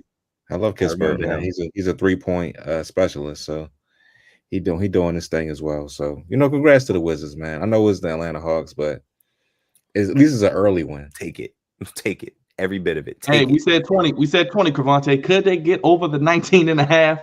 That's one right there. One less. Hey, man, the streak. All streak starts with 1, and getting to 20. It starts with 1, so they're well on their way. Surprising, RouG. I don't know about you, but I didn't know what he was coming with. I thought he was going to talk about the World Series. Since the Dodgers are up 3-0. Oh, Yeah, good. So more Yankee spanking. Good. Well, yes. we Thank like you. Yes, that will make me happy that the Yankees will lose because I couldn't live with the Yankees winning the World Series and the Orioles still not having one since I've been born. But we digress. Let's get to the scores of the week in the NFL. And can you believe we're heading into week 9? We started things off on Thursday, Cravante, with the Vikings losing to the Rams. Cooper Kupp, Puka Nacua back, and that NFC West, which we'll get to a little bit later, is wide open, brother. But the Rams holding on with a 30-20 victory. Mm, mm, mm. Just when Cooper Kupp was on the trading block, now I don't think he's on that block anymore. My gosh, Matthew Stafford, as long as he can stay upright, that is the potential for the LA Rams. That is the exact potential right there. And this was a great conference win and much needed. And are the Vikings coming back to earth? Could be. I mean, I, Sam Darnold has I, played well. He's played well, but I mean, I don't know, man. That's a good question. We got to continue to keep seeing who they play next. Who the Vikings play next? Who do the They Vikings play? play on Sunday Night Football. I believe they host the Colts, Raj. They can beat them, but we'll see. All right, we'll keep it moving there. Eagles beat the Bengals. I did pick the Eagles, and the Bengals lost again. Cravante, the Eagles. Jalen Hurts, his best game of the season. We kind of were sliding them on Saturday morning with the good folks over at Sam Sports on the side, John. Big shout out to the Ignorant Thinkers podcast who had us on, Sharon, Miss Chocolate Writer, and our boy Dennis. The Eagles got it done. I know he was happy. 37-17 really blew them out. Yeah. And it wasn't like that early. They kind of pulled away in the second half. So I'm in a football pool that I pretty much do every year, and I switched this game. So my picks for our part for the flex zone and the pool will be different because I'm able to change picks all the way up until 5 minutes before the game starts. I did not feel good about this game on Sunday, and I end up switching this pick to the Eagles. And thankfully I did, but I did pick the Bengals early, and early on it looked like the Bengals were going to have their way, and then the Eagles, I don't know, for whatever reason, the Eagles start off slow in the first quarter. I don't think they have any first quarter touchdowns. If I'm not mistaken, I don't think they have any first quarter touchdowns since the whole season. No first quarter touchdowns. The Eagles seem to start off slow pretty much every game. But thankfully AJ Brown's back. Devontae Smith had a game, and Saquon Barkley. This offense is star-studded. And Jalen Hurts has to limit mistakes. If he limits mistakes, this is the potential for the Eagles offense. Now the defense, up and down. But Devontae Smith coming up big, AJ Brown coming up big, and of course Saquon Barkley. This Eagles offense is very, very dangerous moving forward. And also, fun fact, this is their first win in Cincinnati ever. Really? Ever. And this is the last time they haven't beaten Cincinnati in 24 years. Oh my goodness. So The only time they beat them was was in 2000, and that was in Philadelphia. They've never won in Cincinnati. This is their first win as a franchise. And that Rod, you love to see the Bengals lose. I do, and that makes the Bengals 0-4 at home. This team has been this team is a little bit overrated. Don't get me wrong. Joe Burrow has Jamar Chase and T. Higgins, and they still got somewhat of a decent running game, but they're not the same as they was in years past. And those guys are coming up for contracts, and I'm not sure where they go at from here. I know we have to play them in a couple weeks, so we'll see them on Thursday Night Football. But yeah, man, if they lose another game or two, I think they'll be completely out of it. But we shall see. You know how the Bengals are; they like to come on strong late. So they suffered this game, but they still in it. Do we need to say much about the ass whooping that happened in Detroit? I said yesterday, Cravante on the post game show, we know Big Meech is free. It was a BMF beatdown in the D, and I'm sure the strip clubs after the game were on a beam. It was the place you want to be in Detroit. I don't care how cold it is. You was outside last night because the Lions, they look like the favorites, Cravante, and it don't even really look close between them and the rest of their own division right now. And there was a lot of this on Sunday afternoon.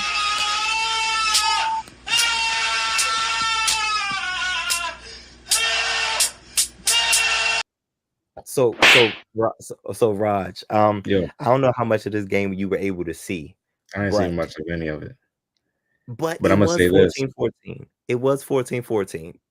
I will say that. It was 14-14 briefly. But as you can see, the final score for the Titans was 14. So that's pretty much all they have.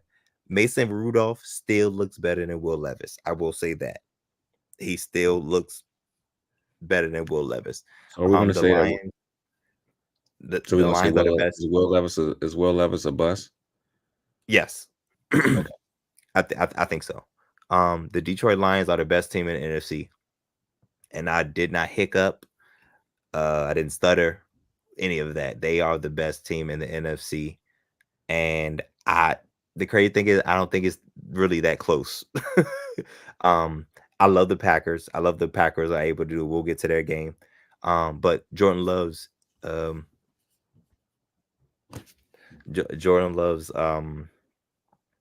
injuries. He's got to stay healthy. He's got to stay healthy for the Packers to make a run. But if he's not healthy, man, the Lions are not gonna run away with the division, but I think they're the clear favorite to come out the NFC. Period. RouG, I know you love being this ass whooping. No, I just want to think. I mean, I have never in my lifetime seen the Detroit Lions be this dominant of a team these last couple years. I just want to shout them out, man. I mean, it's been awesome to see, their franchise, blossom right before our eyes, man, because we've seen time and time again, with Matt Stafford being there, him having a phenomenal offense, but, a subpar defense. And I'm struggling throughout the year. So I just want to say, shout out to Dan Campbell, the knee biter. He's doing a fantastic job. And Jared Goff, who was kicked out of, LA, kicked out of LA and placed in Detroit in the slums, but making a career of it and taking this team to new heights. So shout out to them, man. Speaking of new heights, Cravante, our guy in the desert, he's not the tallest in stature, but boys, he one of the best quarterbacks in the game, and we got to put some respect on his name. I know we have, but others need to. The Cardinals find a way to win on the road, Cravante, 4-4. They beat the Dolphins. They beat the 49ers. They are tied for first in the NFC West. And oh yeah, Maryland's former kicker last year, don't get me started, Chad Ryland, another game-winning kick, second week in a row. Maryland sure could use you right now, sir. But the Cardinals, Cravante, they're going to be in the playoff mix.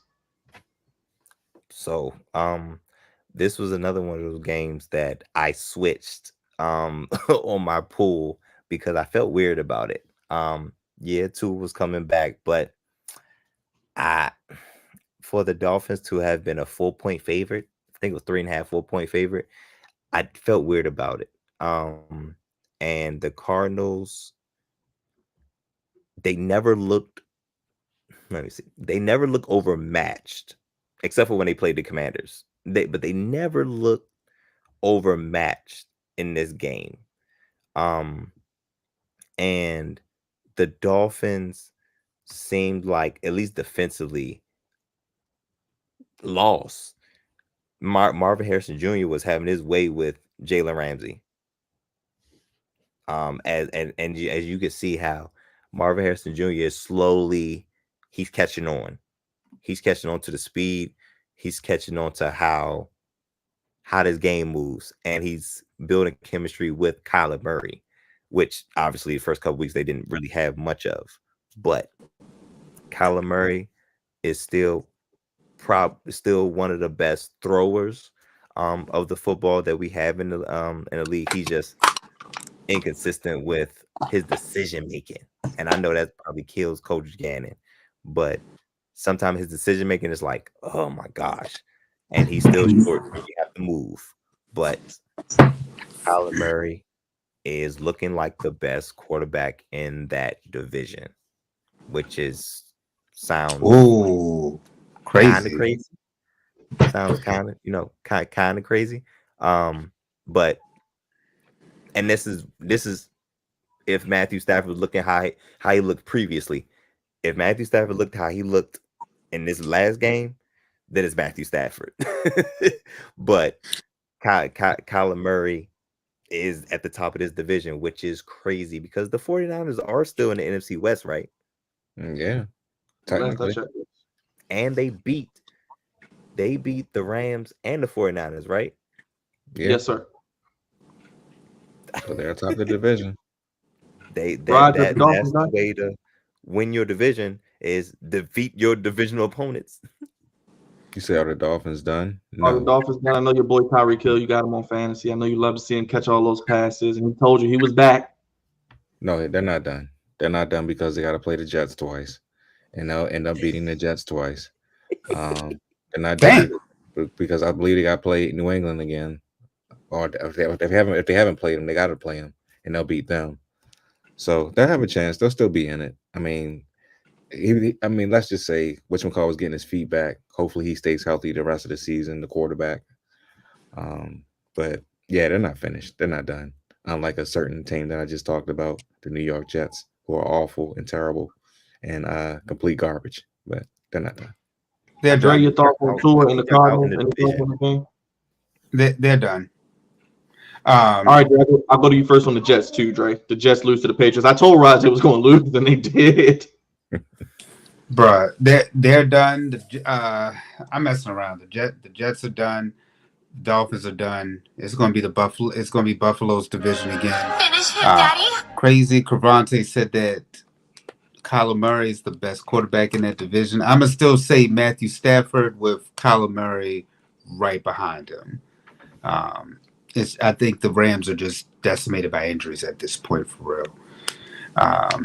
As far as the Jets, you ought to be ashamed of yourselves. I don't understand. I just don't understand how you lose to a guy who got benched and is now the backup quarterback. Like, what are we doing here? The Patriots are giving away. Like, it's crazy. You know, we talk about coaching and everything, and you just see what good coaching can do. Even decent coaching. The Jets at least had a top defense when they had their old head coach. Got rid of him, and that defense just is in the toilet. I mean, I don't understand. They get Devontae Adams. You know, it did something for the fans, but not for the Jets. Aaron Rodgers isn't Aaron Rodgers anymore out there. And here's the kicker, Dre. Here's the kicker. They actually raised ticket prices the other day for the New York Jets for next season. You should be ashamed. Dre, would you say they should be ashamed of themselves? They ought to. I mean, damn. You put out this product and then you want to raise ticket price. How dare you? If they had fired him in Ed, I wouldn't blame him for never coming back. Because that's utterly ridiculous. Any other thoughts on the Jets Patriots, guys? They're garbage. One more thing. Other than they said that they would implode this team. At this point, just start giving away people. Like Hassan Reddick, I don't even know why he signed that deal, bro. I would have just held out, bro. Like at this point, that's karma. I think that's karma for the Jets for how they treated Robert Saleh. They ain't been defensively. The only thing they semi got right looks terrible. Looks bad now. And then if you had just stuck with Robert Saleh, you would have been, perfect. No, but at least they would have been in a much decent spot. Like they probably would have beat the Bills. But you're right, it's just karma. I mean, what he say when somebody asked him coming out the grocery store, how you feeling? He said, "I'm just living life." That's right, and he probably feels good. He probably feels a lot better. Paid to sit at home without the Aaron Rodgers drama. This team is awful. I will say this one more thing though. This does bring down Aaron Rodgers a whole lot. Going out the league. I mean, we thought this brother was going to be, leaving on a high note. We thought that he was going to resurrect this Jets team. And, he's always on ESPN talking with Pat McAfee about, he's going to do this, that, and the third. And now it just looks like he's going to be out the league this year. I doubt he comes back. I think this is it for him. Because he looks slow. He can't throw anymore. And he cannot help. If he doesn't have like the right pieces around him, that's going to help him. The right offensive lineman, the right wide receivers, tight ends, defense. He's not going to be able to lead nobody anywhere. So you know what, Raj? To piggyback off what you just said, Green Bay don't look as bad as he was making it seem, does it? Nope. I know Green Bay is happy. Man, the Jets, man, it's really, really, really unfortunate. It's some organizations where the poor management trickles down onto the field, and the Jets are one of those examples. I'm mad that, and we all had the ability to see this, but we didn't.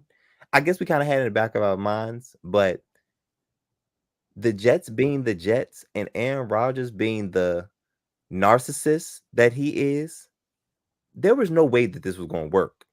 Like, really looking back on it, really thinking about it, there was no way this was going to work. Somebody who doesn't take accountability for anything as a finger pointer, and Robert Saleh being the first-time head coach under terrible management of the New York Jets, there was no way this was going to work. Real quick, Aaron Rodgers' former team, the Packers, is 6-2. They beat the Jaguars. And real quick, Falcons beat the Buccaneers 31-26. Falcons. Any thoughts on those two games, fellas? Falcons keep finding a way, man. I mean, what, Byron? We said that we thought the Falcons had a chance to make the playoffs. I thought that they would split with Tampa Bay because of the way that Baker Mayfield is playing, but this Falcons team, maybe that Michael Penix's pick wasn't so bad after all, because we don't know what type of quarterback we might have gotten out of Kirk Cousins. Maybe he might have been more lax, and decent, but I mean, maybe that thing sparked a fire under him, because the Falcons, they put out some good wins, and this is a good win. The fact that they've swept the Buccaneers above 500 in their division, seems looking like they'll. I'm not saying that they'll win a playoff game or anything like that, but they look like they're on the trajectory to at least make the playoffs. I'll say this, Dre. I think when Detroit reaches home, don't be surprised if he in Atlanta for that playoff game, because there's going to be a party in Atlanta if they make the playoffs. It's going to be like this. I think the Falcons might have just, and it's hard to say this early, but I think they just won a division with this win, with sweeping the Bucs. I think this puts them in a driver's seat to win the division, which I said they would at the beginning of the year. Real quick, let's get to this Anthony Richardson thing. I want to park here for a second. The Texans beat the Colts. Stephon Diggs might be done for the year, torn ACL. And Anthony Richardson, Kavante, I know you're going to get into it in a little bit. I do want to get to your Goofies in a second, but this whole Anthony Richardson, he's tired, and they didn't put Flacco in. I mean, what's going on with that, man? Why would you even say that? I think he is. Well, I'll say he's much closer to Will Levis than he is CJ Stroud. I think he is entirely too raw right now. Like, at this point, if you want to keep your job, he's not playable. And this is to Shane Steichen. I don't think he's playable right now because he's entirely too raw. And then he didn't really get 32. You could probably do that. 10 for 30. 10 for 32. You see the numbers. You probably could do that. I'm just saying, baby. He's too raw. And this is technically this is his second year, but really his first, you know what I'm saying? So he needs another probably two or 3 years before he catches on, and by that time, the whole regime would have changed because we know how quickly things change in the NFL. Anthony Richardson is not playable right now. If Shane Steichen wants to keep his job, Joe Flacco's the guy. Yeah, I agree. And I agree with that too, but I think he's a goofball for saying that. He should have kept that to himself, even if that was true. But yeah, man, I've been saying that. You know what? Is it goofy that he said it? Yes, but at the same time, it would have got leaked out. So I think it's just something that he should have just never did in the first place. Because now your teammates are going to look at you like, dude, you're the quarterback, you're the leader. When we're all tired out here, we're all exhausted, and it was third down. Why are you taking yourself, bro? You took yourself out on third, not second, not first, third down and long. My nigga, you get out of here. Yo, shout out to Pat McAfee. Byron sent something. I think he sent it to the group about him pointing it out specifically. I was gonna talk about it anyway, but Pat McAfee, being a former Colt, definitely had a thing or two to say, and it's absurd for him to be as young. Like, what you tired from? What you tired from? Turn it up, apparently. You missed most too much Call of Duty with Kyler Murray. I'm about to say that. I don't know if it's that because you ain't getting no women the way you playing, bro. Not with Kyler Murray playing the way he playing and getting a W, and then Richardson coming out here with that performance.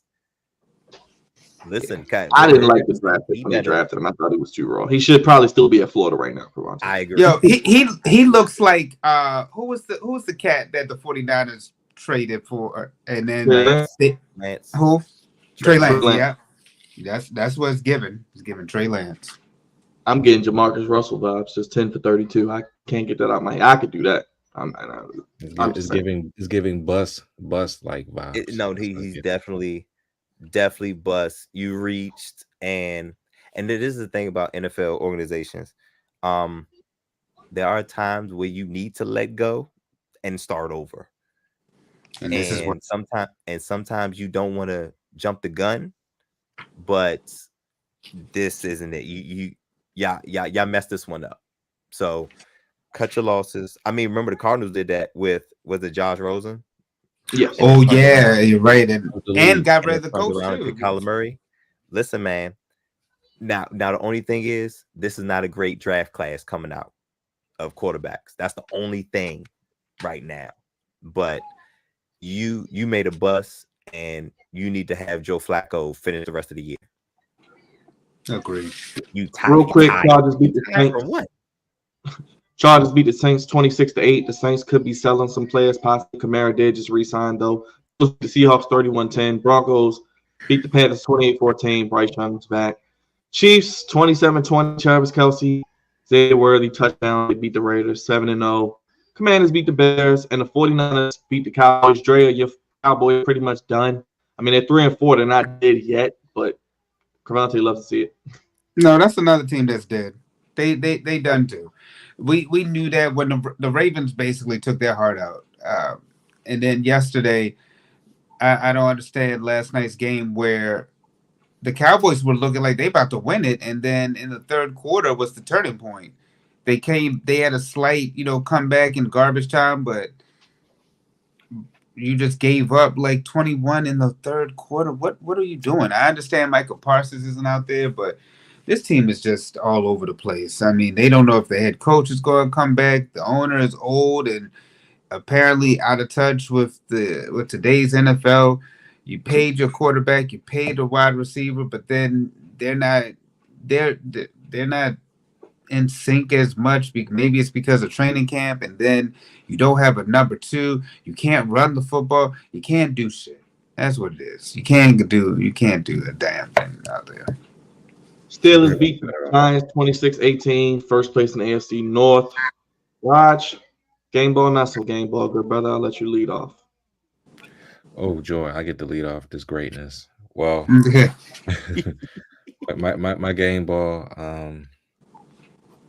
I hate to say this, but I'm going to say it. My game ball goes to Jameis Winston No. because Martin Luther Winston was out there slinging that thing around, slinging that ball.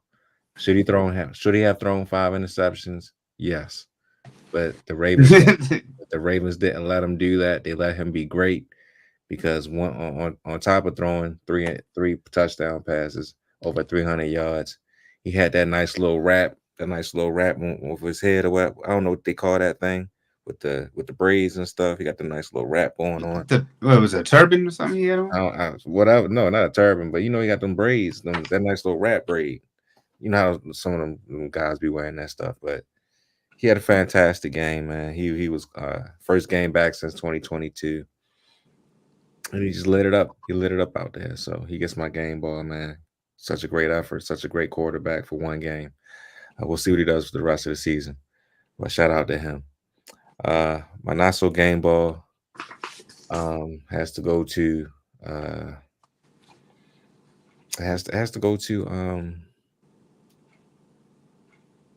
screw it. It goes to Daniel Jones, man. And Daniel Jones he needs to be out the league for real. I'm not even joking. He needs to be out the league. His time in the NFL is over with. He should be with Josh Rosen somewhere. The experiment is done. He needs to be out of the New York Giants uniform right this second because they're not going anywhere with him. He'd probably be a good backup, maybe, but he's done it as a starter in this league for real. It's a wrap, bro. It's just a wrap. He's just an embarrassment. And yeah, that's the wrap I'm talking about. Yes, there you go, Byron. Thank you for showing it.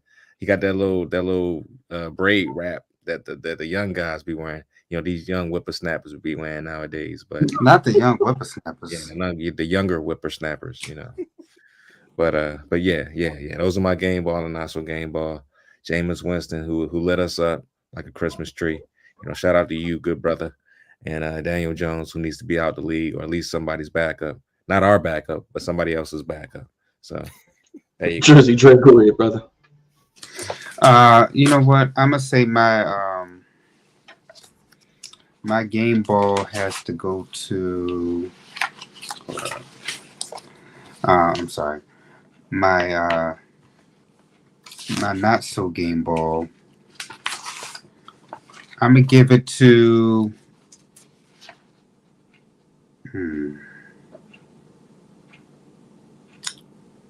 The Chicago Bears. The Chicago Bears get my not so game ball because I don't understand the taunting of the fans. I don't understand how in a Hail Mary play you were in a division with Aaron Rodgers, who was Mr. Hail Mary himself. You don't know basic football. I don't understand why everybody wants to. You're not catching. You're not catching the interception. It's simple. Bat it down, but everybody wants to put their hands up like it's basketball. Like, bro, they tell you every time, pat the ball down, and cats just act like in the professional level they don't know what to do. So the Chicago Bears, I knew it was a mistake to bring back them and the Eagles. I don't know why they brought back either coach, but they did, and you see the results of it. And crazy enough, the Eagles actually get my game ball because I did not figure that they would beat the Cincinnati Bengals at all, but they found a way to do it. It looks like this team might actually make some noise in the playoffs, but I still have a lot of question marks about their head coach. The only difference is, both them and Chicago are winning, but it doesn't look good for either one. One situation looks like you don't know what you're going to get week to week, and the other one is just all you really have is you got these pieces around. Like our guest was saying earlier, you have the pieces, you have the talent, but they don't seem to know what to exactly do with all those pieces and all that talent. So the Chicago Bears get my not so game ball, but the Philadelphia Eagles do get my game ball for their win. Start low and high, Cravante, baby. I think we know where he's going with his game ball. Of course. That's why I didn't even do it. I didn't even do it to him. I was like, you know what? Let the brother be great on this one. It's his time. Man, I mean, gosh, man, it's so many different places to go for the not so game ball. um, I think I would go with Anthony Richardson, man. Again, I said it earlier. He's not playable right now. It looks like he's not reading. I don't know where his eyes are. He just has a cannon. He can throw really far. No accuracy on it. He just can throw really far. And he can run around, but he doesn't have much awareness. He takes a lot of sacks, and he's not he doesn't move the needle in a positive direction for the Indianapolis Colts. And again, Shane Steichen, you did a phenomenal job with the Philadelphia Eagles. If you want to keep your job, again, or if you want to be out the league, forget it. Keep doing what you're doing. But if you want to keep your job, you have to bench Anthony Richardson. And again, this might be coming from up top. This might be an Irsay thing. But Anthony Richardson is not playable. Game ball. Listen, man. The atmosphere that came from, and the game was not great. I'll say that. The game was not great between the Commanders and the Bears. The overall game was not great. The ending was amazing. That's the type of ending you get from a number 1 and number 2 overall pick, and the atmosphere that has been rejuvenated by this quarterback and this new management and Josh Harris, Magic Johnson. Revenue is coming back to DC. He's coming back to, it's not FedEx Field, it is Northwest Stadium. There is some revenue coming back in there. Y'all remember the days where visiting folks just last year, Chicago was up in there where they beat us bad when DJ Moore had his career game. They were more Chicago fans than they were Commander fans. The complete opposite this go round, which is how it's supposed to be. 85, 90% home team. And what an ending. What a ending. Jaden Daniels has it. There's guys that's good. There's guys that's great. And then there's guys that are special. And Jaden Daniels is that special X factor for this franchise. And we haven't had a franchise quarterback in quite some time. I'm just hoping moving forward, we do everything we have to do to protect him. Let's get to the picks. Dre, I don't know if you have the standings. If not, we'll just roll through and circle back. Oh, man, I know I didn't do as good as I wanted So the to. standings from this past week without Monday Night Football, me and Anka 10-5, Cravante and Byron, y'all were 8-7. Overall, Unk is in first place. Cravante, you're second. Byron, you're in third, and I'm in fourth. If you want to know the exact numbers, Unk has 77 wins. Cravante, you have 76. Byron, you have 75, and I have 74. So it's There still it a is. Right. All right, let's do it. 1 point. Thursday night, Texans and the Jets. This is where it gets fun, people. We're at the halfway point. Everything matters, and we're only one game apart, basically. You said Texans versus the Jets for the Thursday night. Everybody knows that everybody's going to pick Houston, so let's stop it. Why the Jets favorite? Why the Jets I don't favorite? know. They're at home on a short week, I guess. It's Houston. Oh, Stephon Diggs is out. You said Stephon No, Diggs. not Even just him. with Stephon Collins Diggs is out being too. out, I don't understand how Houston is not favored. Nico Collins Is is out. Nico? Is Nico out too? Yeah, he's still hurt, ain't he? Ain't come back yet, did he? Yeah, he's on IR. Yeah, so he's out. Stephon Diggs is out. The only person he got is Tank Dell and Joe Mixon. And Joe Mixon. But still, just them shouldn't be favored though. That's still because they're bad. They're They real are bad. bad. Unanimous I'm for going the Houston, Texans, though. Cowboys, and I'm Falcons from roll with Atlanta. Houston now. Still Oh, roll I with Houston. about to say I think everybody know with this one too. And we Yeah, got the Miami at Cowboys Buffalo. Cowboys Are we all gonna going Buffalo too? pick. I'm Yep. rolling with Buffalo. Yeah. Yep. Wait a Bengals minute, over the what- Raiders? what- Y'all going Bengals over the Raiders? Yes. Yes. I'm rolling with the Bengals. Yeah. Chargers and the Browns. Ooh. Ooh. That's a tough one. I'm gonna roll with the Browns. Chargers. I'm I'm gonna roll with the Browns. gonna roll with the Chargers. You know what? I'm gonna jump off the ledge with you. Cleveland won. They're facing another hardball. They probably might win this one too. Jameis is doing something with this team. I don't know why, but it's working. Martin Luther Winston, that's what you call him? Yes, Martin Luther. Cravante, who do you have? Chargers. Okay, so me and you are the Chargers. Okay.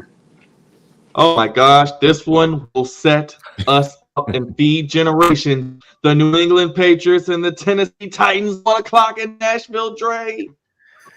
Oh, this is terrible. So wait, what D say? Touchdown Titans. Touchdown Titans. Titans. But I think I'm gonna roll with New England on this one. I don't know. RouG, I'm going with whoever you pick, yo. I think I'm gonna roll with Dre. I'm gonna roll with New England. Ew. Yeah, I didn't want to do that. All right.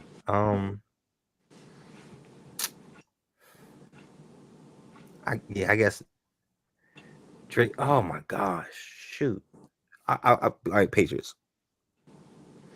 Okay. I know I'm gonna regret this, but I'm gonna go Titans. I'm gonna just go Titans. We'll go Titans. There you go, Cavante. Commanders and Giants. I think we're all going Commanders here. I think we're Yeah. Yes, no way in hell I'm picking the Giants. New Orleans and Carolina, guys. God damn. Going with New Orleans. New Orleans been sucking so bad, man. I kind of want to pick Carolina, but I'm gonna say New Orleans by default, man. Right, Dre. I was thinking that, but I'm like, no, I can't do it. Oh, Is Bryce Young? Is Bryce Young playing? It's Bryce Young. Yeah, it's Bryce Young and the other boy from New Orleans, the light skin boy. What's that name? Light skin. Oh, Spencer Rattler. Spencer. Yeah. His name is Light Skin. His name is Light Skin. Broncos. I'm gonna go Ravens. I think the Ravens. This a get right game. So I'm going Ravens. I think 9 is too much though. 9 is too much. Eagles, Jaguars. I think we all knew we were going there. Yeah, it's easy. Bears, Cardinals. Watch the Eagles lose. But I'm gonna pick the Eagles. But watch they lose. You want the Bears, Dre? Yeah, I'm gonna go with I'm gonna go with the Bears. Arizona. I'm going Arizona. I'm going Cardinals as well. Packers host the Lions from Lambeau. Jordan Love dealing with a groin injury, RouG, though. Give me the Lions. The kneecap biters. Yeah, I'm going Lions as well. Jordan Love might be Malik Willis. I don't know. A groin injury is never good. Nope. It's not. Lions. Rams and Seahawks. You give me the Rams. Right? I'm going. You can do it for me, Dre. The Rams. Yeah, I agree. Colts and Vikings on Sunday night. Not really much excitement there. This is to get right for Minnesota. Minnesota wins. Yeah, we know. In a rematch of Super Bowl, I don't remember the number, but you already know what I'm going with. Okay, we're going with the Tribal Chiefs. Yeah. Are we just going to acknowledge them? Are we just going to? I'm already bowed to them. They are it. They are them. They've been there. And they made another trade today, as we talked about. Yes, to make it getting better. And teams are willing to giving them pieces. I don't understand why these teams are trading them, Cavante. I don't know. But the Chiefs are still acknowledge me. The Tribal Chiefs, man. Steelers and 49ers. Steelers and 49ers on the 5.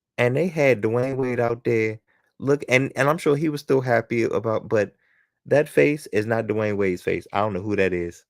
I don't know who that man is. Where's the Kiki Palmer gif or Kiki Palmer video with? I don't know this man. I don't know who this is, because this is a terrible depiction of Dwayne Wade and how we know him and love him. It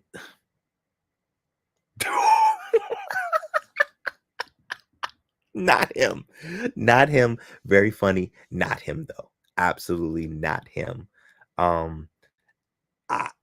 think somebody should, you deserve jail time.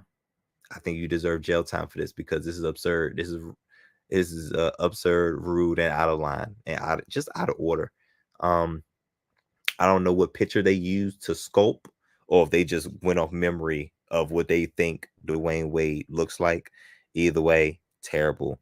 I think whoever created Ed Reed's bus for the Hall of Fame should do everybody's sculpture.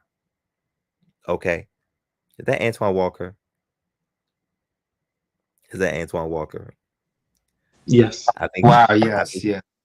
I think whoever did Ed Reed's bus for the Hall of Fame, that's who should do everybody's bus or everybody's sculpture of any athlete ever. Like, that's crazy. I can't believe that. Who is that guy? Exactly. And that's an actual question. That's the actual question. That wasn't a joke. Like, that's crazy. Question. I can't believe that. Who is that guy? An actual question. Who? Dwayne Wade, we trying to figure it out too. They're saying it's you, but it don't look like you. Anyway, moving on. I want to talk about, all right, Trayvon Diggs, Byron. If you could get to that. Diggs has the Diggs family has been going through some stuff. I've been hearing about some stuff in the streets. Stephon Diggs has been caught up into some domestic violence things, allegedly. He's been caught up in some mishaps off the field, and his brother has been caught up on some things on the field / off the field. Trayvon Diggs seems to have gotten into it with a reporter after their loss to the San Francisco 49ers. You don't know football. You can't do nothing that I do. You can't go out there and do nothing. Stay in your lane, buddy. Stop playing me, bro.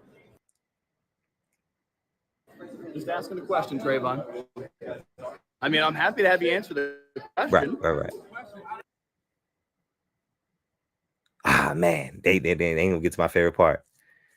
Anyway, that whole play, that's what you took for that? That's what you got from that whole play, that's what you got from that? I'm asking you.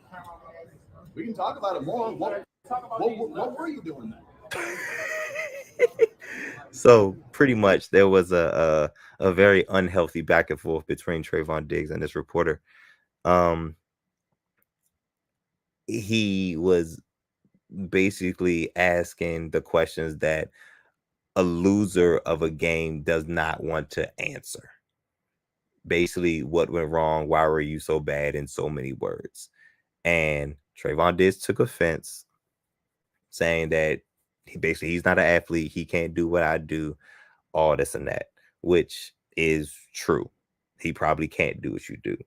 But Trayvon Diggs, you know how things go in the NFL and go in sports. They got a job to do. You have a job to do. And unfortunately, when you don't perform well, they talk about it and they question it. You're not allowed to question them because that's typically not how it works. And it's not fair. But he wilded out. And I don't know if y'all heard him at the end, but he basically said they can talk about his nuts. That's what he said. That's what he said at the end. He was over it, didn't want to talk about it. Finish him, Daddy. Oh, man,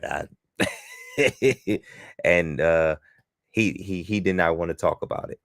But Trayvon Diggs, I thought that this is one of those things where I don't like when reporters and the media want to talk to the losing team so quickly and so immediately, because you're going to get sound bites like that where they're very, very upset and very, very emotional. So Trayvon Diggs, like, we've all been there, but come on, bro. Your private parts had nothing to do with what's going on here. You know what I'm saying? And you did not play well. You did not play well. And this was a lack of effort. Look at it. The Trayvon Diggs is at the top of the screen. Looked like lack of effort. And when, as an athlete, at the very least, you're not gonna play well every game. Some games you're gonna play well, some games you're not gonna play well. But the effort is supposed to be there. And when you don't show effort, that will get questioned, because you're getting paid a lot of money to give effort on the back end of this defense and to play the quarterback position. And that is not what that looked like. And you should have been questioned for it. But he absolutely has to be a professional. You have to stay professional. I understand the emotions are high. You just lost to a team that you've continuously losing to, but you have to be professional. And he was anything but professional. It is what it is. I love to see the Cowboys lose, so I'm cool with it. Not pull an AR. Yo, but look this comment, Byron.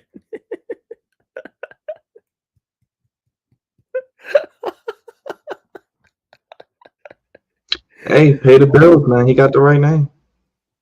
Oh man. Anyway, love to see the Cowboys lose. I love to see Trayvon Diggs in a uproar. It was fun to see. Couple more. I'll talk about that one last. I'll talk about the one dealing with the Commanders last. But if you can.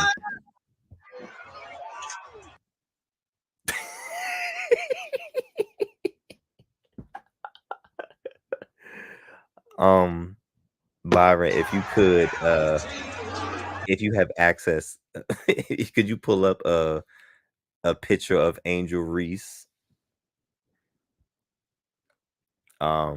If you could, please. The next Goofy is there was a interview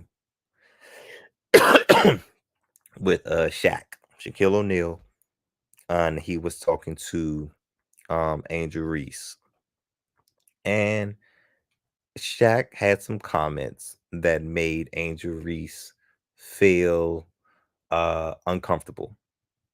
Okay. He said something along, I don't know if you ready to pull up the video, but along the lines, wow. Shaq said something along the lines of, oh, if you wore them same shorts that you wore at the Wild 'N Out show, and if you wore those shorts while you were dunking, put that on a t-shirt and sell it, you can make a little money. You know what I'm saying? You can make a little money, make a little profit, you know what I'm saying, off of this. And Angel Reese felt the way about it because she felt like she was being, I guess in that moment, she felt like she was being over sexualized. And she looks up to Shaq, and at least I think so. She looks up to Shaq like a mentor, and felt like he was out of line for saying, for I guess describing her in that way.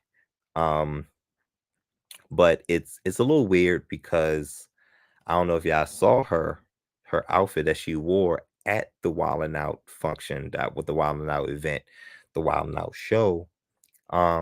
she had some very revealing shorts on. I think she had a one. It was you know what I'm saying, a one piece. You know what I mean? But she was showing off. She was showing off some of her assets. I'm just saying, she was showing off some of her assets. And if I'm not mistaken, Angel Reese was the same one that says that she does not want to be sexualized and all this and that in previous interviews and previous podcasts that she's been on. I'm saying two things can be true at the same time. It's goofy that we still have to have conversations like this, which is why I'm talking about this. But two things can be true at the same time. I don't. Shaq comments was a little bit on the was on the creepy side.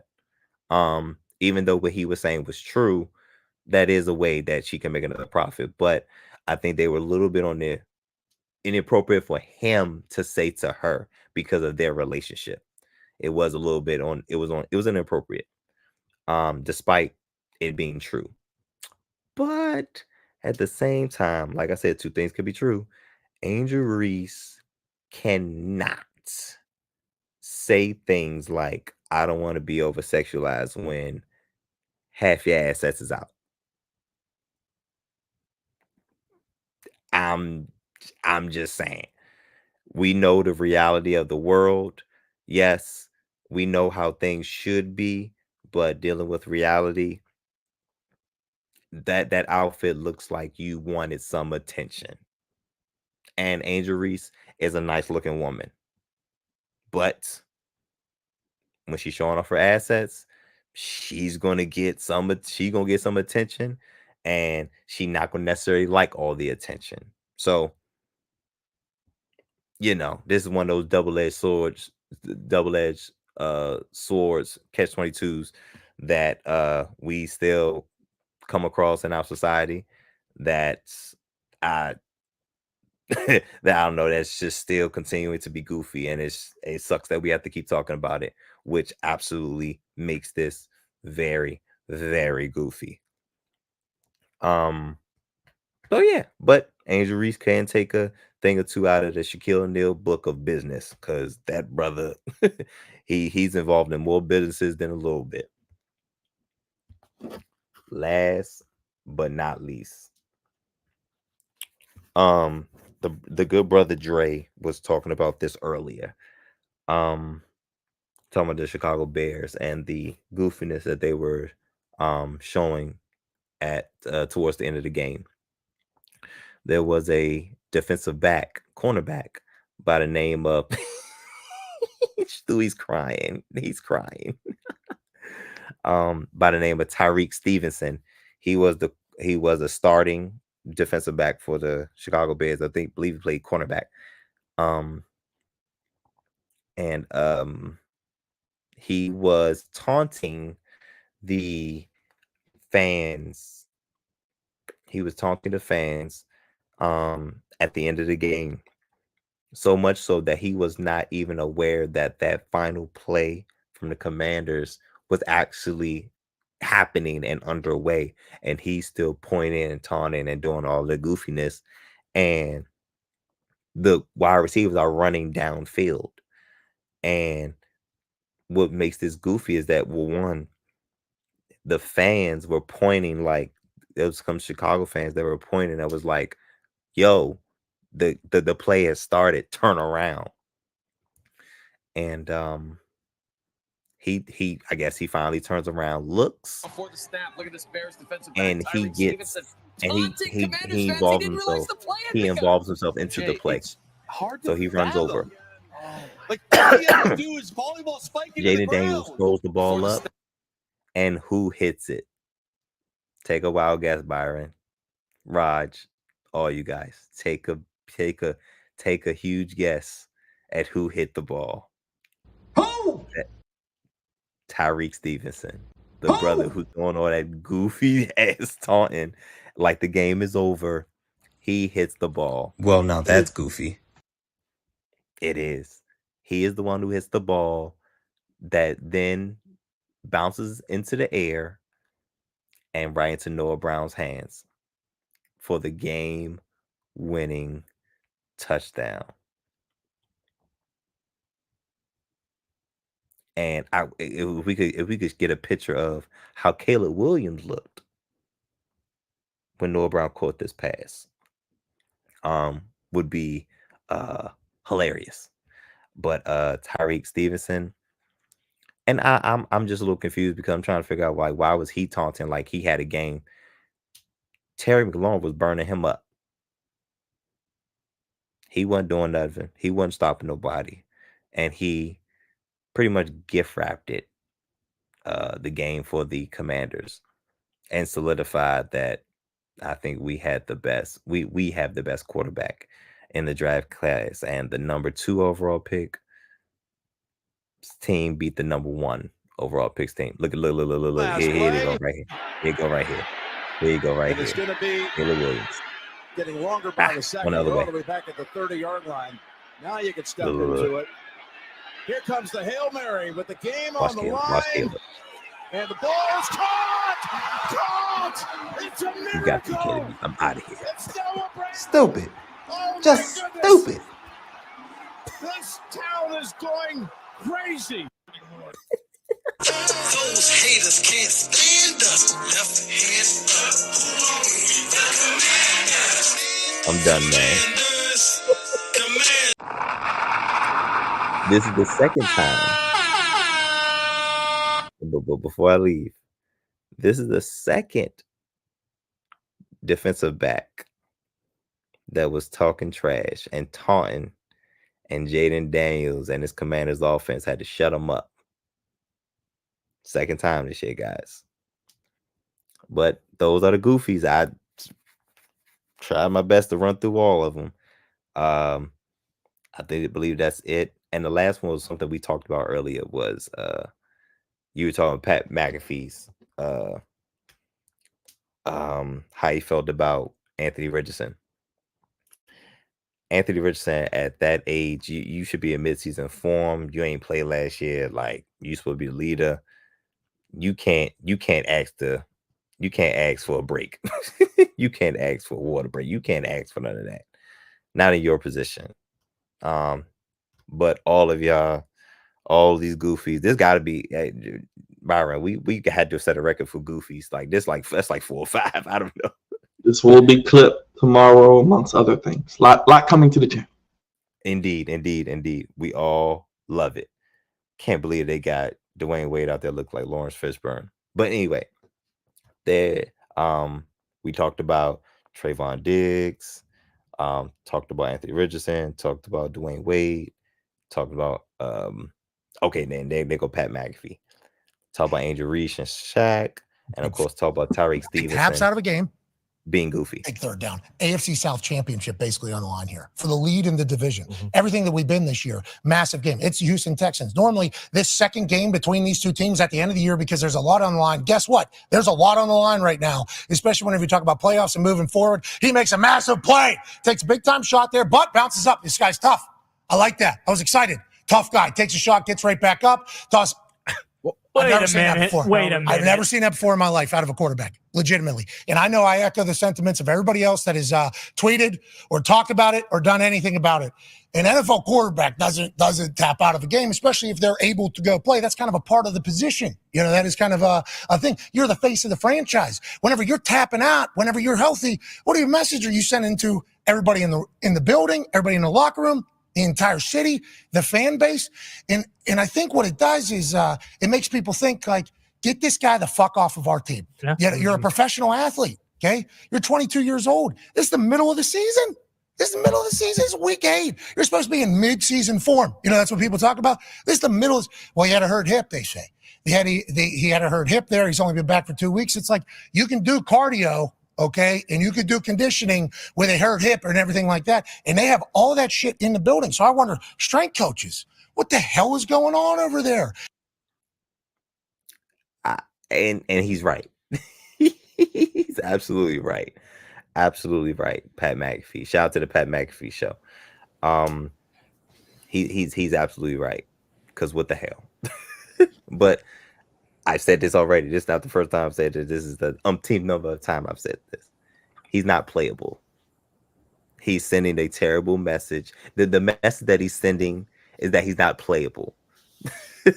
He's not a leader. He's not ready. He's not there. And the Colts don't have the time for him to get ready. So therefore, he's a bust, and the Colts should move on. Pat McAfee is absolutely right. But all of those are a part of Goofies of the Week. Y'all know my line. There's a thin line between goofy and great. And somehow all of these characters were on the wrong end of it. Especially that Dwayne Wade statue. They got to do better. Gosh, something wrong here.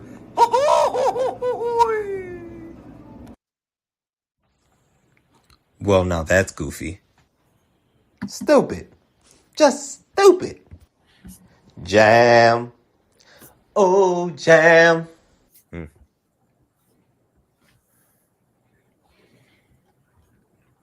You're on mute, Bowery. Oh, there we go. Well, there were fireworks tonight, Drizzy Dre, in the Bronx, as the New York Yankees are down 0-3, Dre. And it looked like that in Gotham City. Is it over? It's over, man. I don't think they're gonna get swept, but it's over. Freddie Freeman out there hitting another home run. I mean, the run. I think only 6 runs in the series so far. Yeah, the crazy thing is, Ohtani ain't even been playing that well. The mega stars haven't been playing that good, but no, I don't know, man. Just what the hell, too, man. Yeah, another home run for Freddie Freeman. He's getting it done, and yeah, we'll see what happens. But there are 3 games in New York, so if they win, they do get one more game at home as well. Well, anything else, fellas? I think that is all we have for tonight, episode 463. Real quick, before I get to Dre, I do want to give a big shout out before we do all that. I do want to shout out this Saturday. We were on the Sam Sports Network with the good folks over there, the Ignorant Thinking Podcast. Miss Sharon, a chocolate writer, one of our admins, Steelers fans. I know she's feeling good tonight, Lakers fan. And our boy Dennis, his Eagles won this weekend, so I know he's happy. On the side, John, you can check them out each and every Saturday. The interview, the full podcast is on our channel. Almost 3 hours of conversation, debate, and just insight about who the Flex Zone is and how we got started as well. So it was an honor to be on there with them. So once again, shout out to the Ignorant Thinkers Podcast, the Side John and Sam Sports Network for having us on. And we will be remiss if we did not thank our guests from tonight from the RouG Pod, the one, the only, Hendo, who came through, shut it down. One of our best interviews yet. Shout out to all the RouG gang members in the building, all the subscribers who are now part of the Flex Zone family. That Engraven was in here, Lunch Break, Sip the Tally, Ravens Kingdom. Anybody was in here tonight. So we appreciate you guys being in here, and we just couldn't do this without you. So thank you guys for staying up late. We still got over 30, 40 people in the venue. So much love to everybody. And we do this pretty much every day. So make sure if you haven't already, hit that subscribe button, hit that like button, hit that bell. It's the Flex Zone Podcast, only place giving you sports how you want it, fellas. When you need it. Really great. So 464. As we will be one day away from the presidential election. Harris, Trump, the Donald, Kamala, Democrats, Republicans, Bloods, Crips, whatever else you want to put in there, it's going down. I can't believe we're 1 week away from the election, which we'll talk about in a second because we'll be live for that night. But Joe, we got special guests next week, episode 4. Can't believe it either, but yes, we do have a special guest, one of my frat brothers. He will be here to help us break down this election, and this brother is sharp when it comes to that, so you're going to want to stay tuned. appreciate that. Raj, what do people need to do if they're watching right now, my good brother? I'll go down the schedule. We got a lot going on this week, as we do every week, but what do people need to do, man, on the Flex Zone? Hey, man, if you're new to the channel, if you're new to the Flex Zone podcast, if you're still on Hendo's channel, the RouG Pod, head on over to the Flex Zone podcast, hit that like and subscribe button. We talk about everything every single, pretty much. Ravens content, basketball, you name it. We talk about it. Wrestling.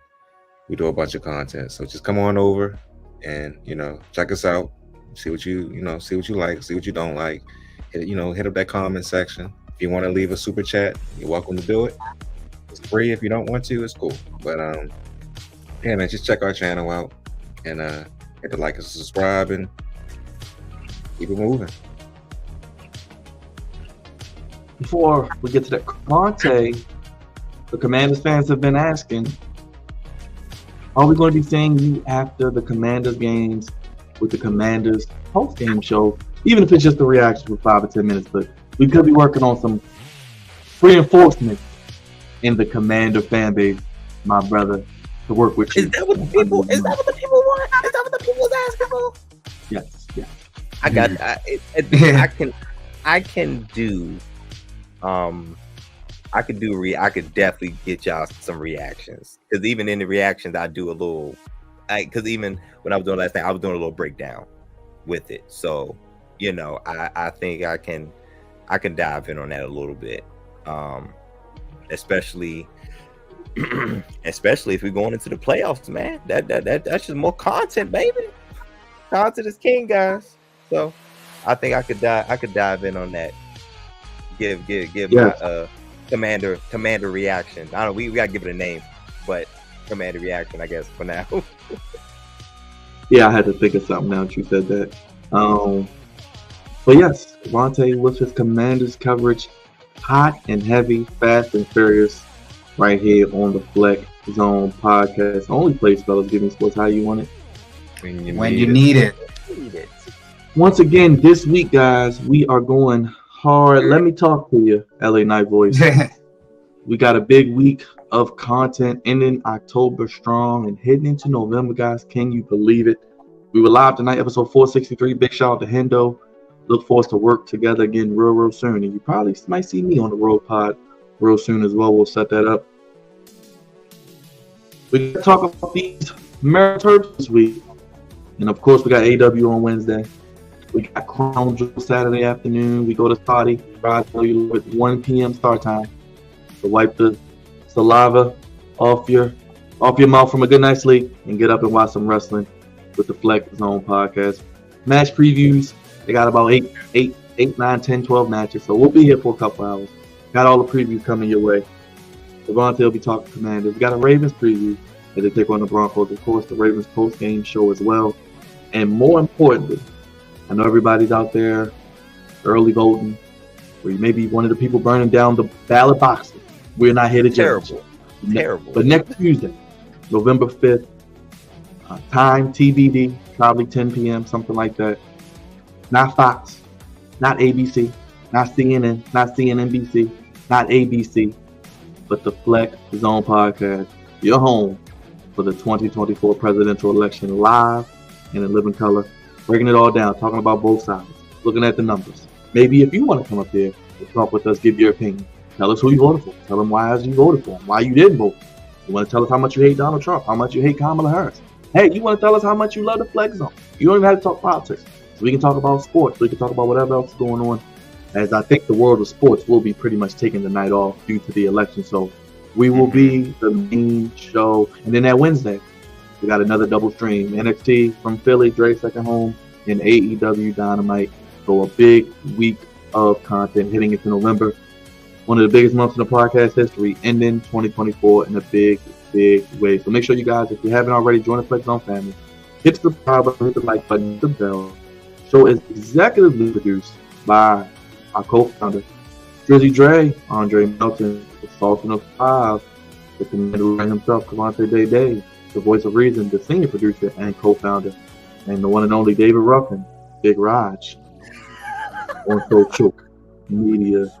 And of course, God's favorite host right here. Each and every day, as we mentioned, we're going to be going hard through 2024. Something each and every day in your sub boxes. So hit the like button, hit the subscribe button, hit the bell. And once again, shout out to the super chat the 2 super chats from Rave Kingdom. You were in the chat all night, showing love, appreciate it. Just want to shout out everybody. We have a Slippery Pete, like I said, Engraving was in here, Sip the Tally, Lunch Break Hot Take. We had our boy Big Reg in the building. We had Ali in the building. Of course, Miss Queen, she's always here. Just everybody. Thank you guys for showing love and tuning in. All those who watch this tomorrow, we're going to clip the interview with Hendo. Put that out tomorrow as well on the channel, along with these Goofies. Because Devontae, one of his best Goofies of the year, Engraving, as we mentioned, was in here as well. Thank you, everybody. Stand up late for us. We're going to put the kids to bed for our guest, Hendo. Thank you again, my brother. For the good folks over at the Side John, Ignorant Thinkers, Sam Sports Network, thank you again for having us this past Saturday. And for you and you, for Devontae, for Dre, for RouG, God's favorite host, you want to Flex On Podcast, only Play TV Sports. How you want to tell us? When you need it. Twitter, Instagram, the Flex On 1, Facebook, the Flex On 1, Cash App, the Flex On 1, and of course, the Flex On Podcast on TikTok, the Flex On 1 at gmail.com. Hit the bell. Oh yeah, Friday, we'll be live. SmackDown, the OG Bloodline, back together. We'll see how they send things in the Crown Jewel as well. So a lot of content. No, we don't sleep. No, we don't stop. And we're going to keep giving it to you. Only place giving you how you want to read it. Flex On Podcast, episode 463 in the books. Next Monday, episode 464. And next Tuesday, debate night or election night live with the Flex On. So join us. We'll be here. You as well. So we out of here.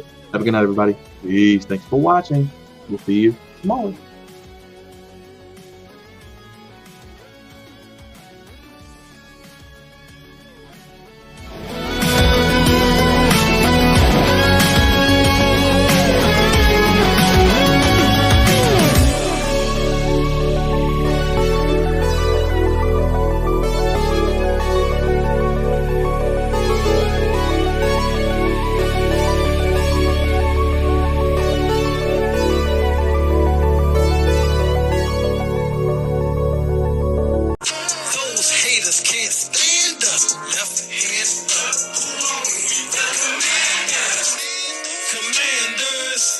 We fight for RDC. Who are we? The Commanders. Commanders. Whose house? Whose house? Acknowledge me.